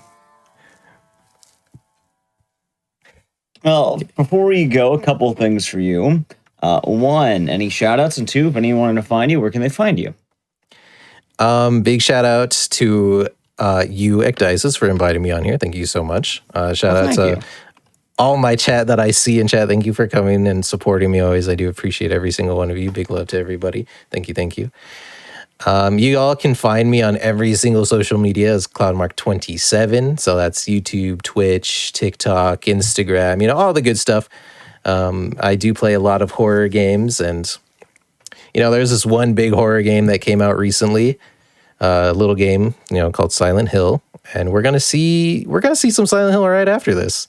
So if y'all are, you know, vibing from that great game that just came out, give some love to Schmumbler coming up. But yeah, just find me on all those. I do play a lot of horror games, and we always have a good time. So thank you so much for hanging out with me. Sounds good. Thank you once again for doing the run. We do have one more run coming up for all of you. Do stay tuned. Before I do go to the Be Right Back, I do want to say a couple announcements. One, we do have an official GDQ Discord and a hotfix role that allows you to keep tabs on upcoming events, talk with staff, and more. You can use !Discord in Twitch chat for more information on that. As well, you can go to gamesdonequick.com/hotfix to check out our... All right, everyone, welcome back from the break, and hope you're all doing good. So we have one more run for you tonight. This game is pretty fun. Silent Hill is a notable franchise and one of my favorites as well. And this is probably the most broken Silent Hill game if you've never seen it. We're gonna be having a lot of tricks, a lot of fun, and a lot of speedrunning with this one coming up. Anyway, we have Silent Hill Homecoming All Bosses new game with Schmumbler. So how about we hop on over there? Ooh. All right, so yeah, I'm Schmumbler, also known as Alex Shepard. I believe we've had a little bit of a mistake here. This doesn't appear to be Alex in the game. It appears to be someone dressed as Alex, the same as I am. But you know what? That's okay. We'll go with it. We can go ahead and get started in 5, 4, 3, 2, and go. So I've also brought along with me another fellow homecoming speedrunner. If you would like to introduce yourself. Hi there, I'm Saysam. I'm also a homecoming runner. I have ran this game for like 9 years, which is too long, but here I am, still, and just in time for the holidays. Oh no, it's doing the thing that it did to me earlier today. Are you getting sticky inputs on the keypad? So no, it's different from what it usually does. It's like it's reading my A input as moving the control stick. So when I hit the button to input the code, it's just moving to the next button. That's fine. That's weird. Yeah, that keypad is notoriously bad for dropping inputs, but yeah, I've never heard of an inputting differently before. That's a bit scary for your controller, I think. Yeah, literally, today is the first time that's ever happened. But that is not the first time it's happened today. Anyway, welcome to Western Silent Hill. Yeah. This is normal for Homecoming. Weird new things happen all the time, even after 10 years. Like, the game likes to just change how it works sometimes. Boy, doesn't it. Speaking of which, during my practice run today, I figured out a new strat, so we'll see that coming lately. In the meantime, enjoy this waltz through a very fine medical establishment. Thank you, wheelchair. Yeah, this area doesn't have too much going on to it. It's a dream section similar to some of the earlier Silent Hills where you kind of just play it straight. So it's mostly movement optimization, rolling into cutscenes to get a bit of extra movement. But we do have one trick that's going to be coming up, hopefully, depending on RNG. Well, I'm going to make it happen regardless, even if I have to stop for a second. But yeah, there's one glitch that you can actually do in the first area of the game, and it's right here. Basically, we've got all of these little bugs, and what I really want is I want one of them, maybe two of them, but at least one of them to just give me a nice little smooch right on the cheek. Yeah, we just want a bug buddy, just one. There we go. Just one to be our buddy. So yeah, there we go. We've got our nice little facehugger there. And we're going to take this little guy to the ledge, and voila. The bug sacrificed its life to give us an instant drop down rather than watching like a 5-second long animation of clambering down. And then you also get to roll during that, so it saves like another second or two as well, because like the button to pull the bug off is the same to roll, and you start dropping down, the bug sacrifices, you roll, you get like 3 different things going at the same time and just save the time on all of them consecutively, which is pretty cool.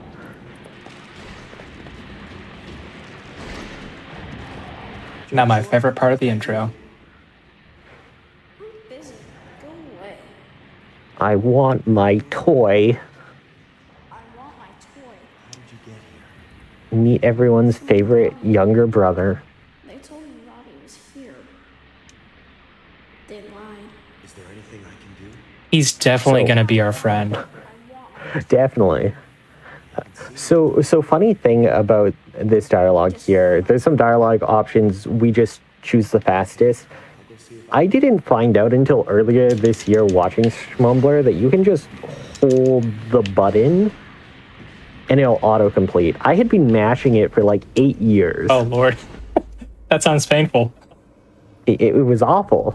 I was like, how do you do it so fast? And I just tried holding it one day. I was like, my mind was blown.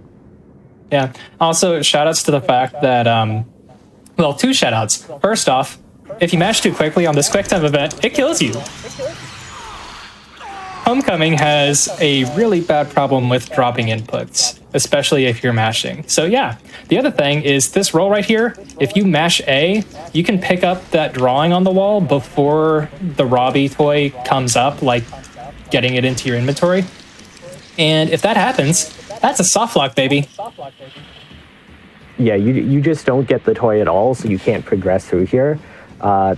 It's happened to me at least once in a run. I don't know how many other people it's happened to, but it's pretty goofy.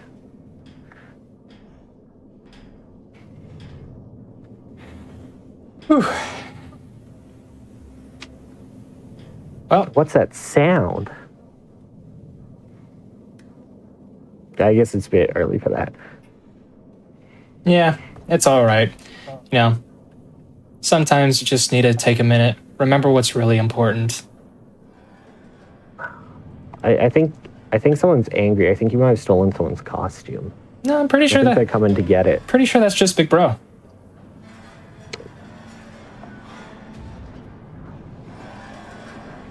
Maybe I'll say hi.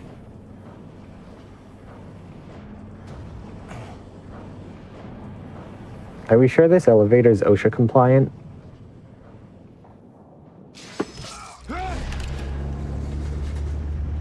Bad dream. Bad dream. And one of the best songs in the game coming up that hopefully won't get us demonetized on YouTube. This one doesn't. The Yeah, thankfully this one doesn't. the end credits can sometimes. Yeah, there's like a slew of random songs from the Silent Hill series that can just get you demonetized. So like half of the challenge of running them is knowing which ones to avoid and how. Anyway, now that we're through with the hospital, we can actually start breaking the game. Kind of. We're not going to see a whole lot still for about, 5 minutes-ish? 10 minutes-ish?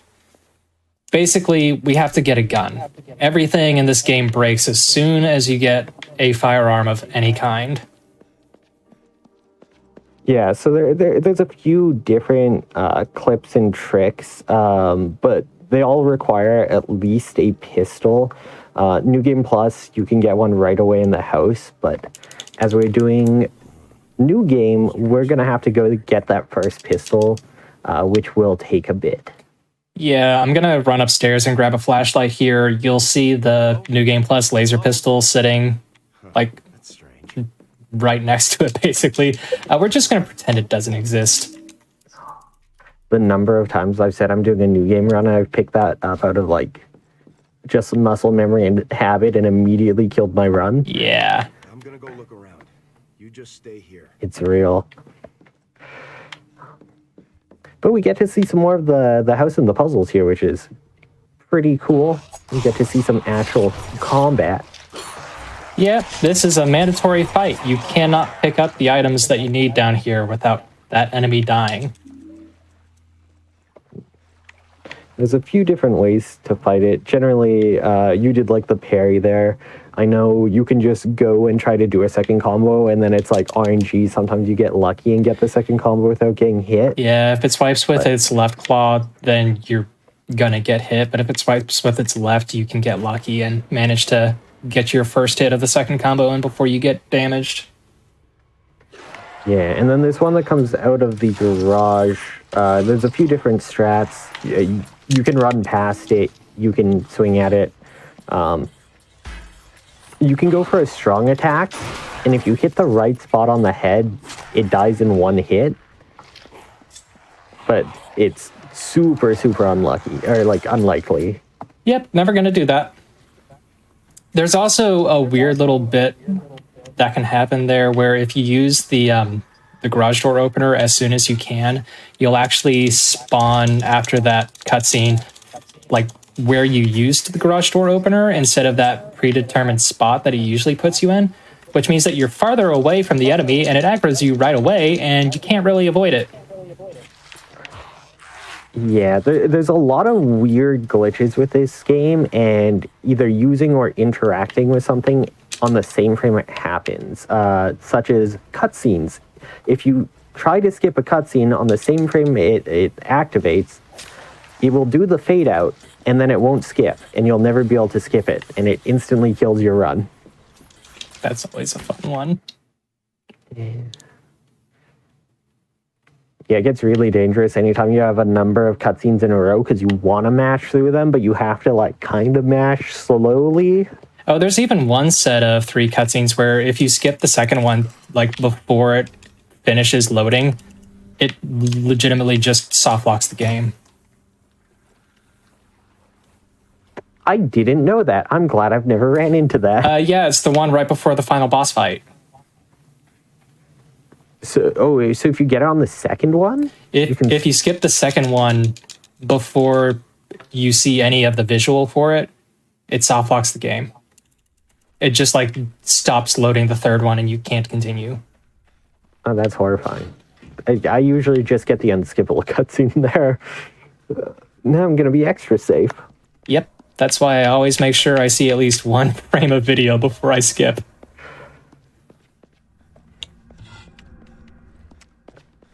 Yeah, so that's for later. Right now, we're going to get our pistol. For anyone who hasn't played this game before, we're not actually in Silent Hill. We're in a town called Shepherd's Glen. And we got a mystery on our hands. People are disappearing. We got to find them. So we're going to check with, I just blanked on his name. Wheeler. No. Mayor Bartlett? Well, we just saw Mayor Bartlett. We're going to... Oh, we're going to talk to Curtis. Curtis. My brain is... Yeah, we're taking our dad's old broken revolver to Curtis to ask if he can fix it for us. For self-defense, because there's all these weird monsters around. Makes sense to me. Yeah, also that first dog is scripted to go the exact same path every time.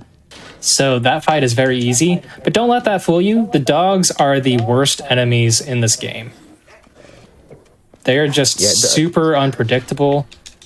They will tackle you to the ground without a second thought. They'll stun lock you to death. They'll sometimes lunge on your face, and then as soon as you get up, they'll lunge on your back and take out the rest of your health. Yeah, and even if they Dog's don't gone kill again. you... Why is the dog gone? Oh, no. Oh, no, where is it? It's watching you. There's supposed to be a dog, like, snacking on that corpse. And it's, like, the worst one, too, because it almost always goes for a lunge as soon as it sees you.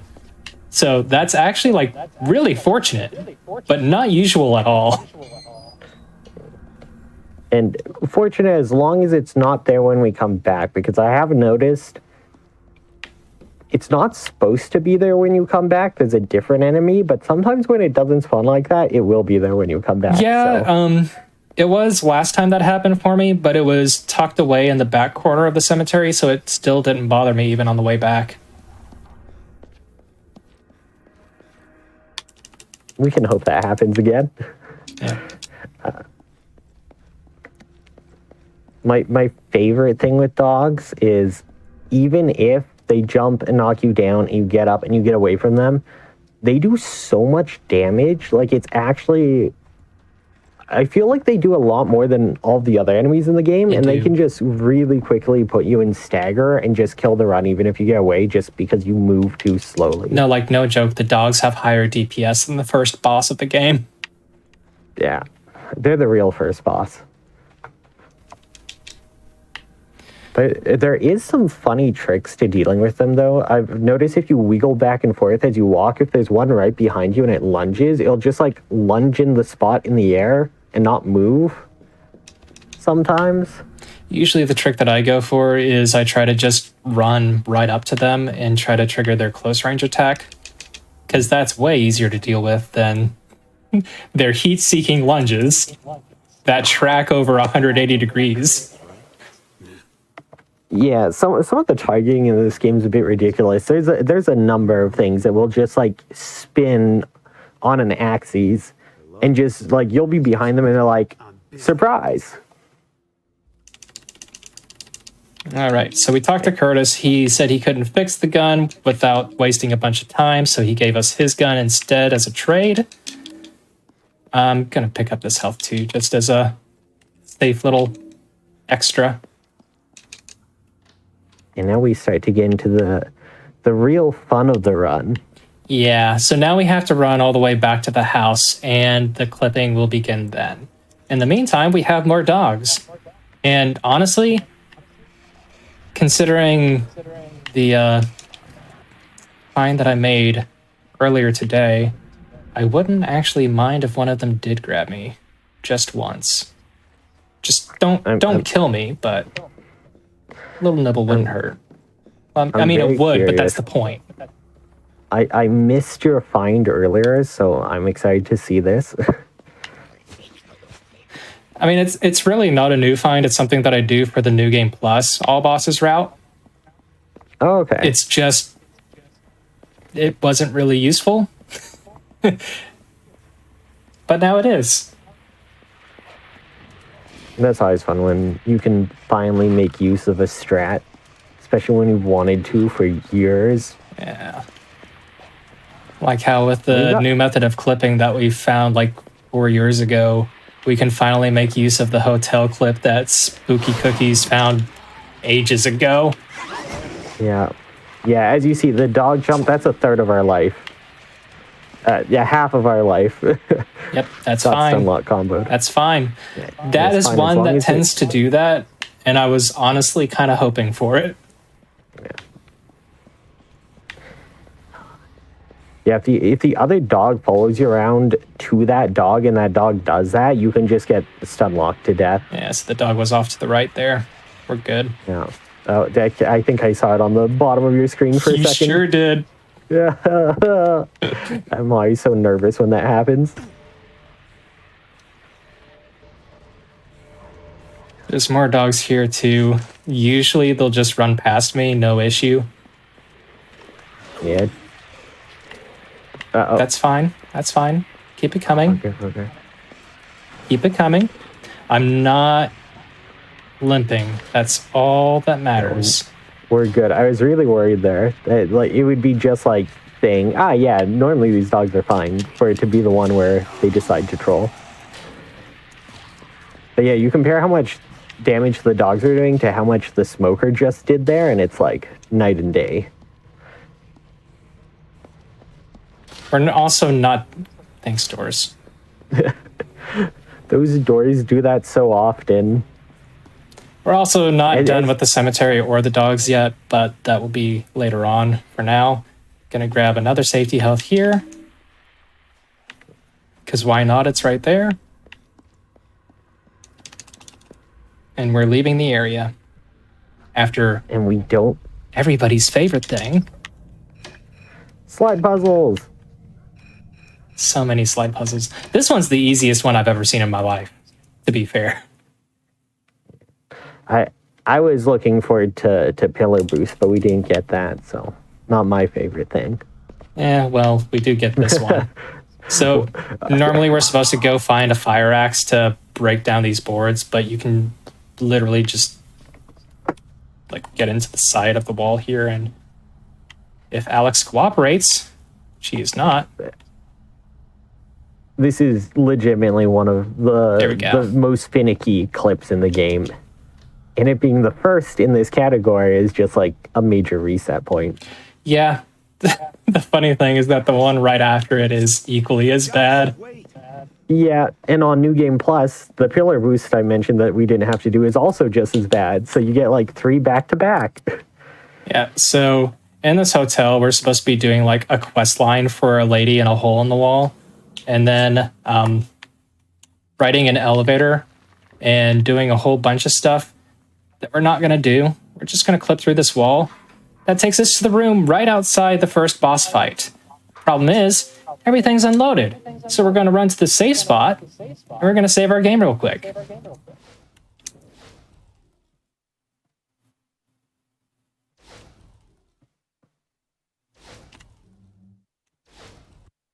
And then do a cheeky little quit out.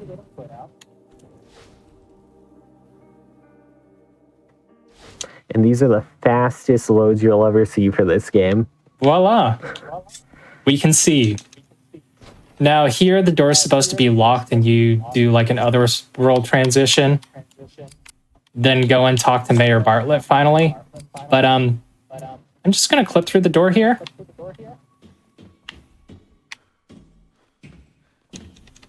And what this does is we can still interact with Mayor Bartlett, but it skips all of his dialogue.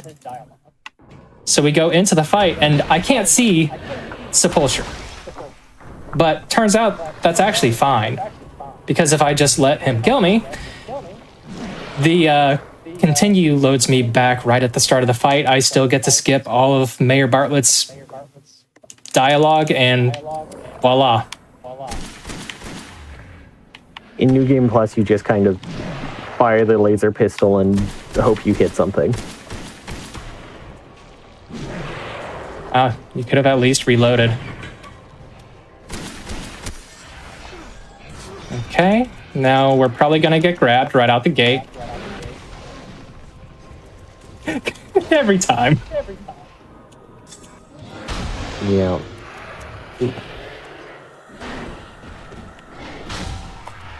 Thank you. We're gonna 1, 2, 1 heavy.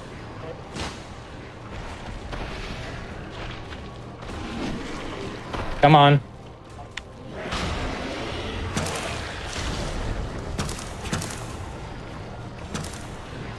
So the reason I do the attacks in this way is because the boss is scripted to recover as soon as you land a heavy hit on him. And we want to do as few cycles as possible. So there's Sepulture. Homecoming has some really fantastic boss designs. Like, that one, casually figuring it out isn't too hard. It is the first boss, but, like, it's just cool. It is. A lot of, like, the enemy design in general is a little lackluster in this game, but the bosses are all incredible. I guess also, we've done some clipping now, but we haven't really talked about how it works. So there's like 3 sort of main methods for clipping in this game. They all require a pistol. You have strafe clipping, knife plink, and shotgun clip. What Mumbler's been doing is knife plink. The goal of all of them is to get as close to a wall as possible and aim with the gun to get the gun partly into the wall. So it'll try to push you out by pulling you through to the other side. You better start telling me what you're up to, Alex. It's really funny too because like the game tries to push you back in bounds if you start clipping through walls, but you can actually take advantage of it by moving your joystick in the opposite direction of where you're wanting to go, and the game will try to compensate by pushing you in the direction that you do want to go. But worse than the others. It came to life out of the goddamn tree. Yeah, it's really interesting, but it can make it kind of tricky to learn because so much of it is just like almost by feel. You have to know the way different walls are going to react to your model being partially in them, and then move in the correct way to take advantage of its properties. Yeah, you can't really just learn to clip in this game because like you just heard, it's every wall behaves just a little bit differently. Thankfully, we have more consistent ways of getting into clipping. I mentioned strafe clipping. That was a method where you just strafe back and forth with your pistol and aimed. And every time you strafed, you got slightly closer to the wall. So it was almost like a rhythm and timing thing where you had to re-aim between strafes at certain points against the wall where you were closest to the wall for it to get you through.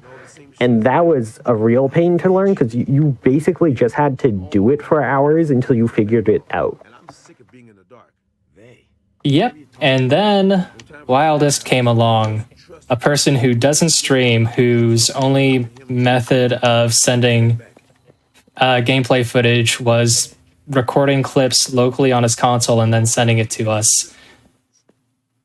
Came and told us about a way of clipping that he's been doing for years, where you literally just have your shotgun out, walk up to a wall, and then switch to the pistol and aim.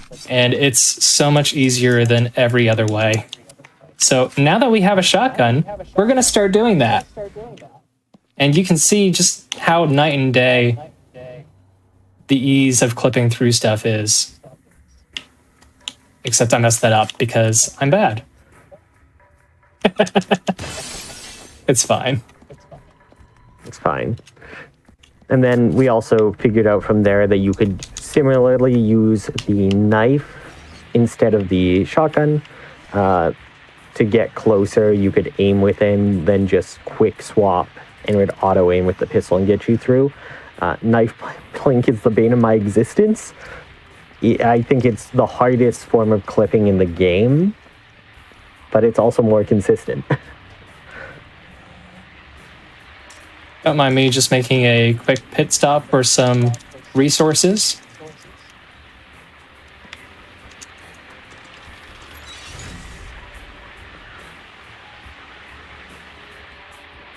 So, how strict is the resource route for this.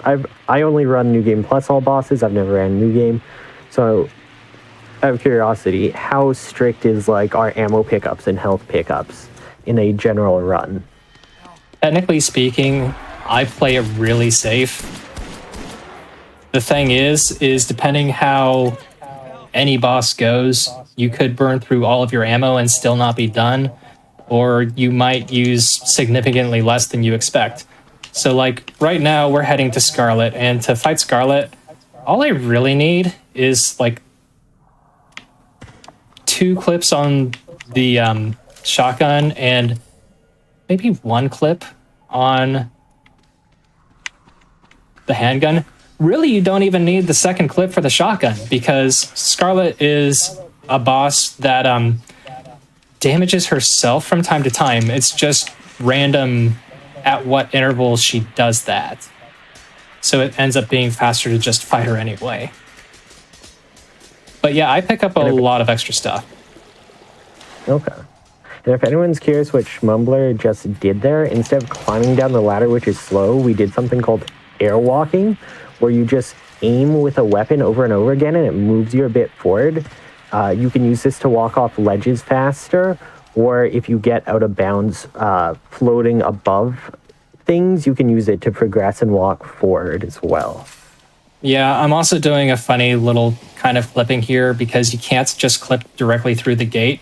So instead what you do is you clip into the pole on the side, or the arch, and then slide from it into the doorway, so that you can then use the other side to pry yourself across, basically. Yeah. And in this area, it skips a massive amount of backtracking and a scripted wave fight as well at the end. Sewers used to be the worst part of the run by a long shot. Now it's like a minute. It's so fast. Yeah, it's basically trivial now. Yeah. And we're going to do another extra little clip here to avoid some dog spawns. Yep, because even though this area is fenced in, the cutscene trigger for a little respite is quite literally right on the other side of this fence. So I don't even need to clip through it. I just need to poke myself a little bit into it, and voila. Normally, when you hit that cutscene, there's 2 dogs that spawn and immediately attack you. But because I did not go the route that it expected me to, those dogs never spawn. Now, I'm supposed to be just opening this door normally, but doing that spawns nurses. A lot of nurses. Like 10 or something. 10 nurses. So I just clipped through the door instead, because I don't want to deal with that. And for some reason, there's another opened instance of the door inside the room at the same time, which is fantastic. Yep. Now it's about to do a little animation, so I'm going to roll before it does that to line myself up a little better. And this is probably one of the coolest skips of this category. Am I far enough over? Yeah, that should be fine. Well, there we go. So this entire section is like one big level where you work from the top down slowly. We have just clipped through and dropped ourselves right through near to the bottom. Yeah, this skips a massive fan puzzle that is honestly kind of tedious, even when you can see it. Yeah. Now we're just navigating the small remaining section without it loaded. There is a save, so if you needed to, you could save and reload like we did earlier to get it loaded. You know, but Schmumbler doesn't need to do that. I actually think if you save at that spot, you still load in with everything deloaded. No, I used to do that. It does load everything. Oh, really? Because I have seen somebody do a save there where it didn't work that way. So maybe that's just another random bit of Homecoming. Maybe it's version reliant, depending on which console you're on. That could be. I could see that. There's a number of weird version differences for this game, which is a problem to this day. Fastest version is Xbox. here to remind myself. There's a unskippable cutscene in every other version of the game, because on Xbox, if it's not With me now. installed to console, on Xbox 360, it just soft locks the game. You get stuck in a cutscene. So to fix it for every other version, they just made it so you can't skip it at all. Also say hello and goodbye to Dr. Fitch. We're going to fight Scarlet now. And if I'm lucky, I'm going to get... Yes. So this is called... Or it's not called anything. But basically what happened here is we've overloaded Scarlet's AI by damaging her too quickly. So she just freezes in place. And this is something that happens pretty easily in New Game Plus with the laser gun. It's a little harder to pull off in New Game. But now she'll do her little stagger animation and get back up, and I just have to hit her again to put her actually at the end of the first phase. Yeah, that pretty much skips the entire first phase. Yep. Which is... Now our goal is to get 2 shotgun shots per round for 3 rounds. Fun fact, if you start reloading right before you do that, you can actually reload while performing the animation. Oh, that's not a good spot. Hey, come back. There we go. And that's the fight. That was a really good fight. That was. Very happy with that. Yeah. Scarlet's probably my favorite designed boss in the game. She's just like the perfect amount of creepy. Yeah, so that second phase is what I was meaning when I mentioned the boss hurting herself. Essentially what happens is every now and then she'll climb up to the ceiling, and you'll just kind of wait around for a second, and then it'll give you a quick time prompt to hit the B button. If you successfully dodge that, she drops to the ground and gets the same stagger that happens with the 2 shotgun shots. So you can technically do that second phase without fighting at all. Yeah, she tries to belly flop on you, and anyone who's belly flopped, you know that's not a fun time. Yeah. Anyway, now we're supposed to be going through this big, long underground maze to get our dad's knife, but instead we can just clip through a wall to get straight to the end of the maze. And then once we leave the maze, it gives us the knife anyway. Yeah. This game's actually really solid in making sure that you can complete it. There are a number of checks throughout where it checks to see if you have weapons you need to complete, and if you don't, it'll just give them to you. And then there's checks for the end cutscene where if you skip them, it just defaults to 1, which actually allows us to make a bunch of the skips we do, which is really cool. Yeah, the downside of it is that it also checks to see if you have weapons that you're not supposed to yet, and will remove those at certain points. Yes. There's also a spot later on where we lose all our weapons, which makes ammo routing interesting for the end of the game, because you don't get your ammo back when you get the weapons. But if you don't have the weapon yet and you've picked up ammo and you get the weapon after, you will still have the ammo.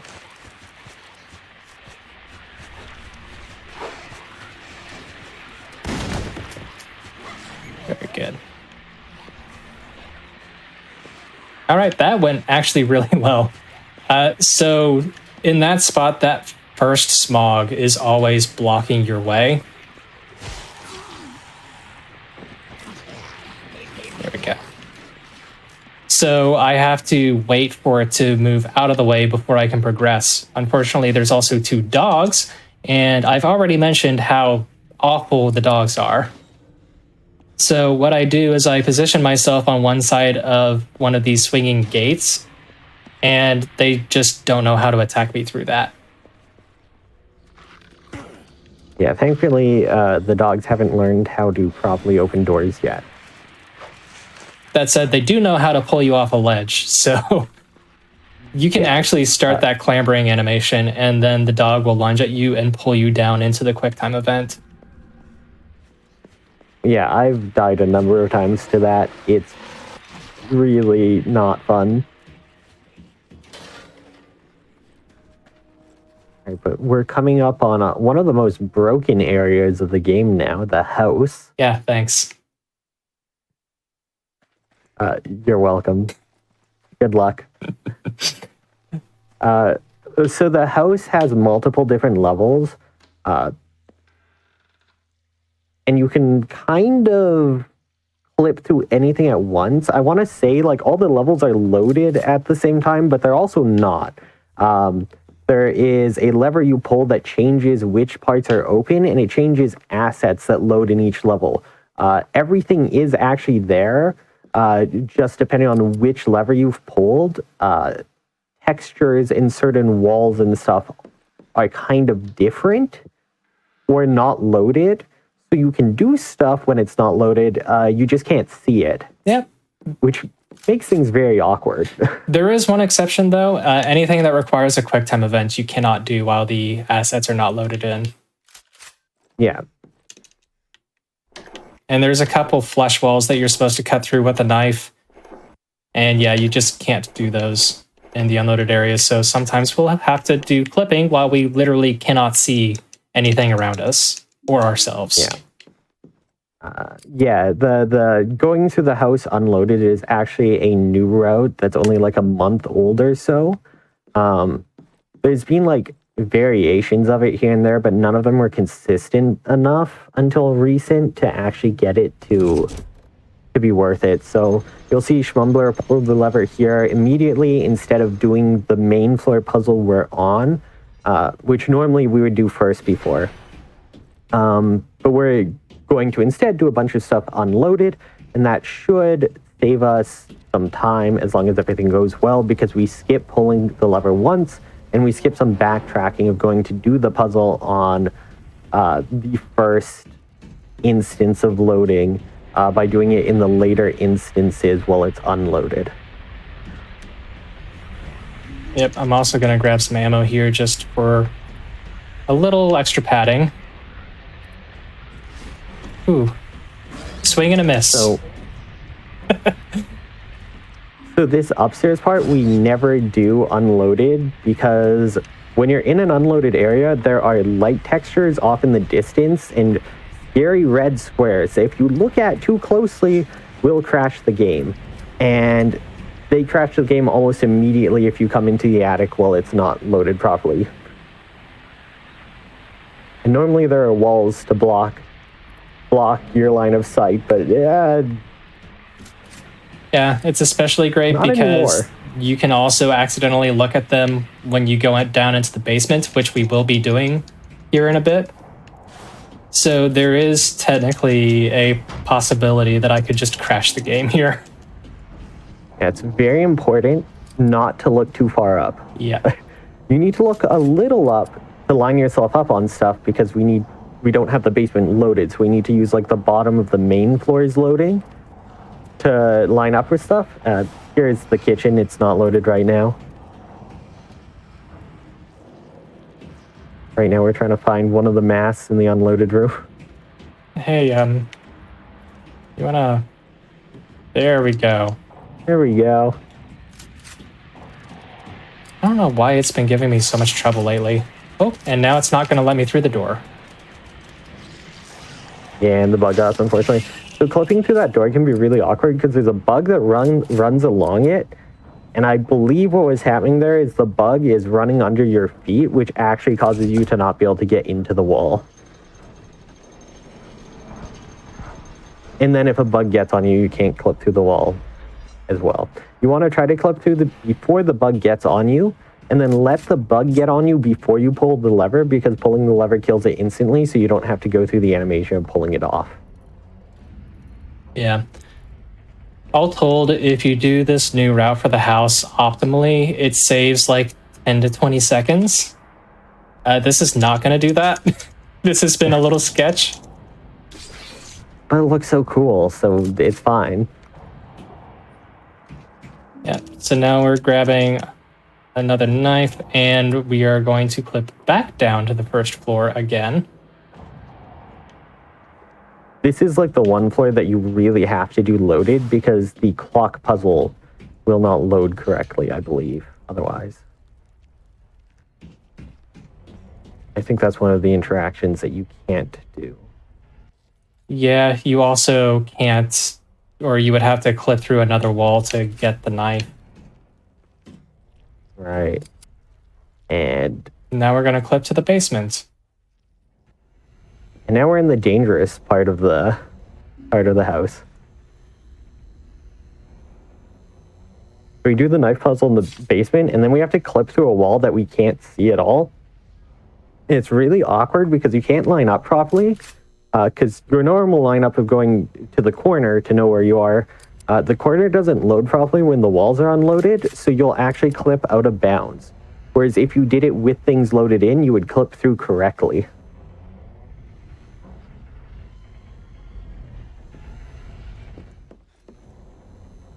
Nope, did not get through.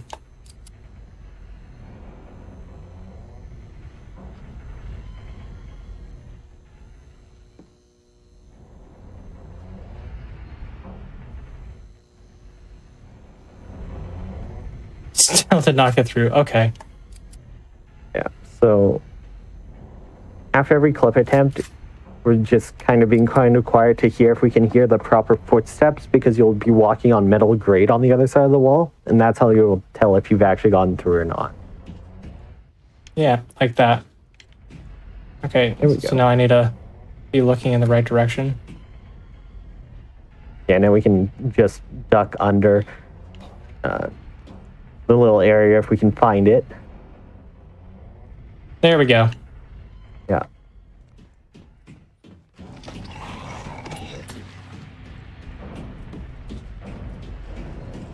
Yeah, there's a number of ways that clip can go wrong. You can actually like boost up partially and get stuck in the wall. Oh, I like when it does that because I have a way to get past that.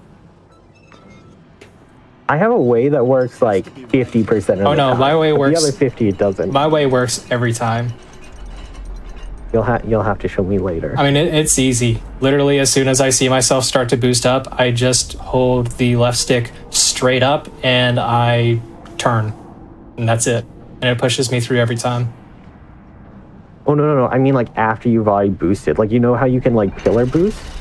Yeah. But as soon as I start myself as soon as I see myself start to go up, I stop and immediately hold the left stick up and continue turning. Huh. And instead of getting the pillar climb, it just pushes me through. Interesting. This is what we're talking about. Like, you just have to like clip in walls over and over to figure them out. Every runner does like every clip differently because it's all muscle memory, and you get used to doing it differently. Which is really interesting because you can watch two different runners and you can tell who they are sometimes just based on how they do certain clips. Yeah. Yeah, that's accurate.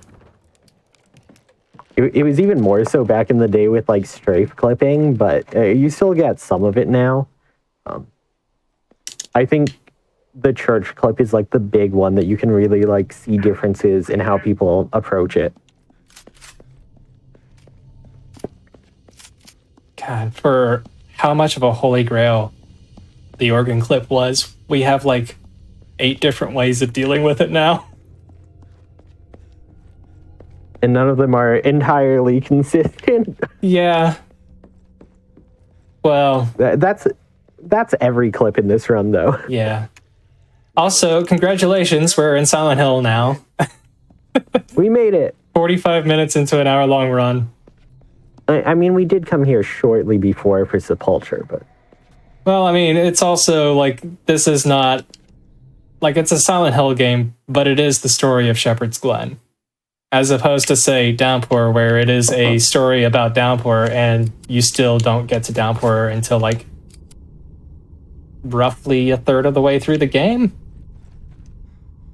I mean, considerably less if you actually do all the exploration and stuff, but, like, beelining it. Yeah, you can pretty much get to Silent Hill and Homecoming before Downpour, and Downpour will in Downpour. Also, fun fact, there is a guaranteed crash that happens if you do this the intended route of breaking through the glass, and that only happens in this specific category. I have no idea why. But because that's a thing, I have to clip through here instead, which, you know, free ammo. I'm not going to complain.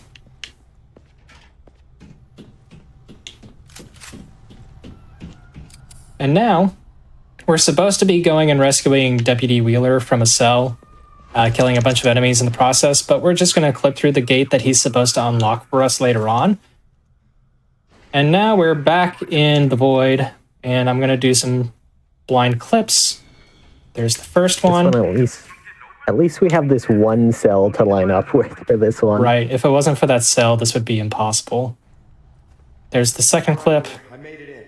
Now the third one is really hard to do blind, so I'm actually going to like wedge myself into a corner here. And if I drop my height just enough, it'll load the area back in, and then I can just run to the load trigger. Yeah, so we're in a tunnel here. We were actually on top of it, so we hit the trigger from above. Mm-hmm. That's why I had to run to the side so I could drop down just enough to be able to hit it. It can be really hard to do that sometimes too, because you can get really stuck on those sides. Because you obviously aren't supposed to be on that texture at all.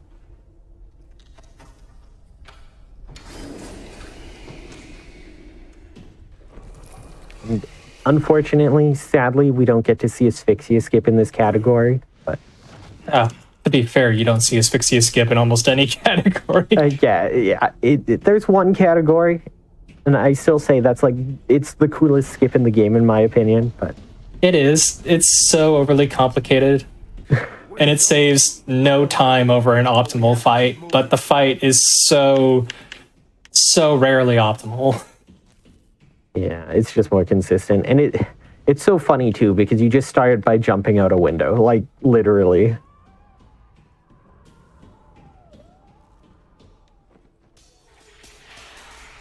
Also, for the record, Homecoming did in fact release before first Human Centipede movie. Oh yeah, it was about a year before. That'll be important for this upcoming boss. I'm gonna try the thing that I said before. Just go for one shotty shot.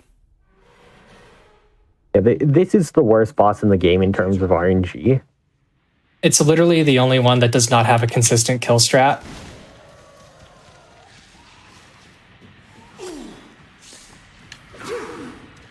And it can also stunlock combo you. If you're next to a wall when she starts hitting you with those swipes, he can just stunlock you against the wall. Hey, can you stop?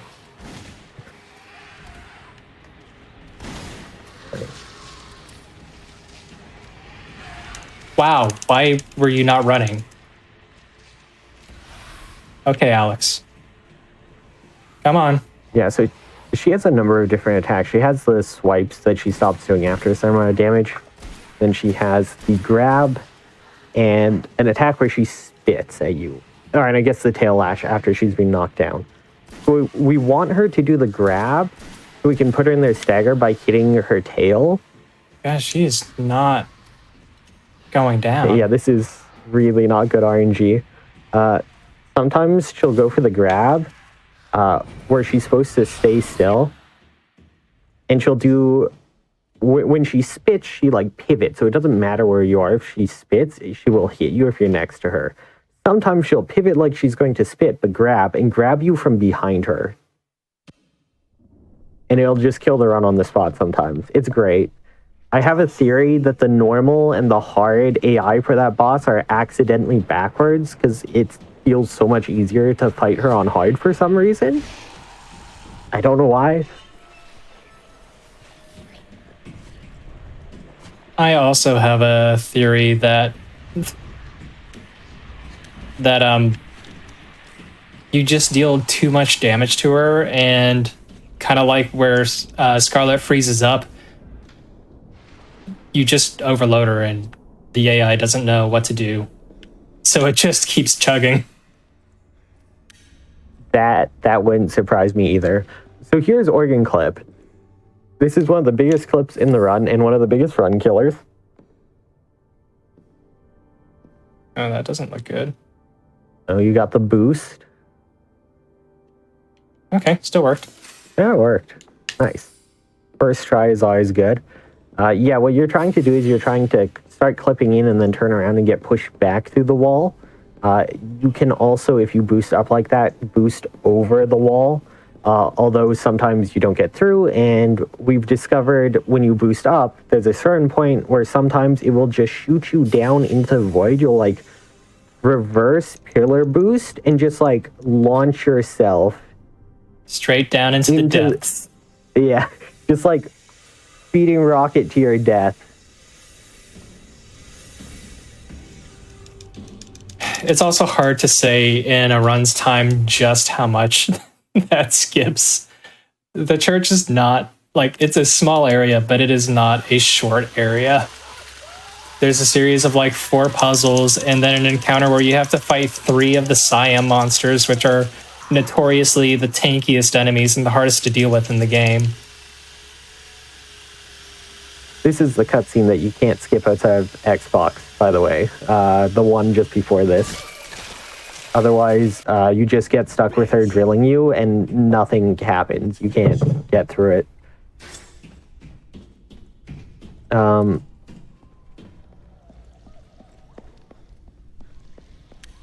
Also, on the point of the church clip previously, we did actually have an old version where you did 3 different clips. The last one was very inconsistent, and I think altogether it's still like a minute slower. So cool. That clip is still massive for the run. That soldier just hit the other soldier. That works out really well for me, actually.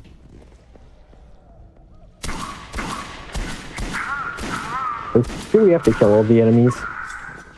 We don't have to, but no one wants to do a segmented pillar climb. Yep, so now that everyone's dealt with, we're supposed to be going and rescuing Elle, who is the girl that we saw near the beginning of the game, but instead I'm just going to clip through this locked door and go ahead and grab my stuff, and we'll be on our way. Oh, that was a beautiful clip. Yeah, that was fantastic. And it's really important there that you kill everyone if you're doing knife point clips to get through, because otherwise it'll force you to target the nearest enemy. So you literally cannot do that clip without killing everyone first. All right. Well, I guess we pillar climbed. That's not how that usually goes, but it's workable. Yeah, we'll take it. And then here we have to grab a gun without it being loaded. Yep, which sometimes proves a little harder than others. I'm also going to grab the shotgun ammo. And now we're supposed to be going and rescuing Wheeler, but we're not going to do that. Sorry, Wheeler. We only have one more clip left to do, which used to be the hardest in the game and is now thankfully trivial. Because it was really important to do. It saves like a 2-minute long puzzle of just watching a wheel turn. Yeah, and the old way of clipping past it was so bad. Yeah, only 2 runners ever actually did it in runs because it was so bad no one wanted to deal with it. Okay. And now you just do this, and there you go. You're through. Yep, way easier. And now the final fight, which is way easier than Asphyxia. Yeah, as long as you know the timing. Because if you hit iframes, this boss has tons of iframes. Yeah, like that. So phase transition should have been on the 3rd shot, but I shot just too soon. Which means I might actually be in trouble for not getting the 2nd clip of rifle ammo. Yeah. Yeah, but second phase shotgun can be really tricky if you don't have enough for the main shots, or if any, yeah, it looks like that one took iframes. When she does this attack, though, you can't shoot her with the shotgun anyways, because she only takes like one instance. Oh, no, perfect. Time. There you go. Wow. Yeah, that one's better than I was expecting. Yeah, I thought you were going to have one more phase at least there. Yeah, I did too. All right. Well, we have rescued our dead brother, who is still dead, so it's not really much of a rescue. But hey, that's homecoming. Hooray! And if we got the right ending, it's time to put on our costume. Yeah, we should have. Oh, you didn't do it? Oh, no. The way that the route goes, like, we don't make any decisions, so it always comes to Boogeyman. It should always be. That's going to be fun to see. We're definitely going to show it, but while we're waiting for this cutscene to wrap up, and one, any shout-outs, and two, if anyone want to find you, where can they find you?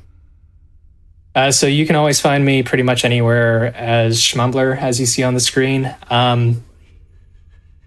I would like to shout out both the Clock Tower Twitch streaming team, who is a group of horror streamers and speedrunners who's just a lot of real quality folks there. I'd also like to shout out the Binary Breakers, which is a speedrun and speedrun adjacent group of people who are outside of the binary, regardless of what that means, whether you're non-binary, agender, gender fluid, intersexual.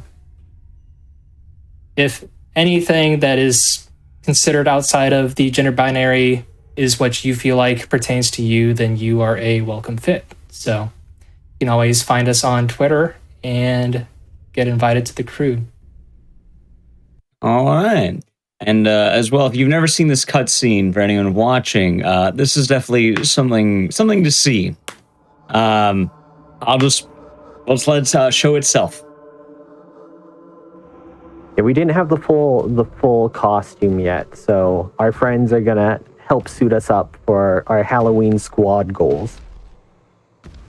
I'm a little confused how this works, by the way. Which part? Well, it's just... What I'm seeing with my eyes is that we're getting a second helmet. Somehow that removes all of our clothes? Yeah, it was during that little cut, they took off his shirt, and they made him really ripped. Yeah, your muscles explode in volume from having to carry 2 helmets at once.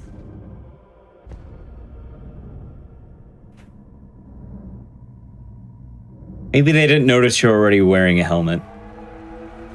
I mean, it is hard to see with those on. I do want to say thank you both again for the run. Oh yeah, thanks for having us. Absolutely, and for Twitch as well. If you did enjoy Schmumbler, you can find the link to the channel in the. I believe there's the shout out was given there, so you can see more general Silent Hill gaming and other. I think you'll do some other games as well. That being said, that is about the show for today. I do want to say thank you, everyone, for watching this episode of Speedruns from the Crypt. I hope that maybe you've been inspired for a Halloween costume. Maybe you started letting the juices flowing. Maybe you're thinking about it now. I know roughly what I want to have, but I still have to get mine prepared. So remember, it is about, 22 days away? So make sure you got something spooky on deck, or fun. There's no rules against what kind of costume you have to have. As well, before I go, I just want to mention a few things. One, if you do miss any of the shows or events, you can check out the VODs on youtube.com/gamesdonequick. As well, thank you for any subs, Prime Gaming, gift subs, or bits. Those do help support GDQ in the interim, so thank you for those. Stay tuned. If you did miss Challenger Approaching or Speedruns from the Crypt, we will be having a replay of both shows after a small break. Anyway, I've been Nick Dices. I'm the host of Speedruns from the Crypt. Hope you all enjoyed it, and hopefully you all have a wonderful rest of the day and or night, and take it easy.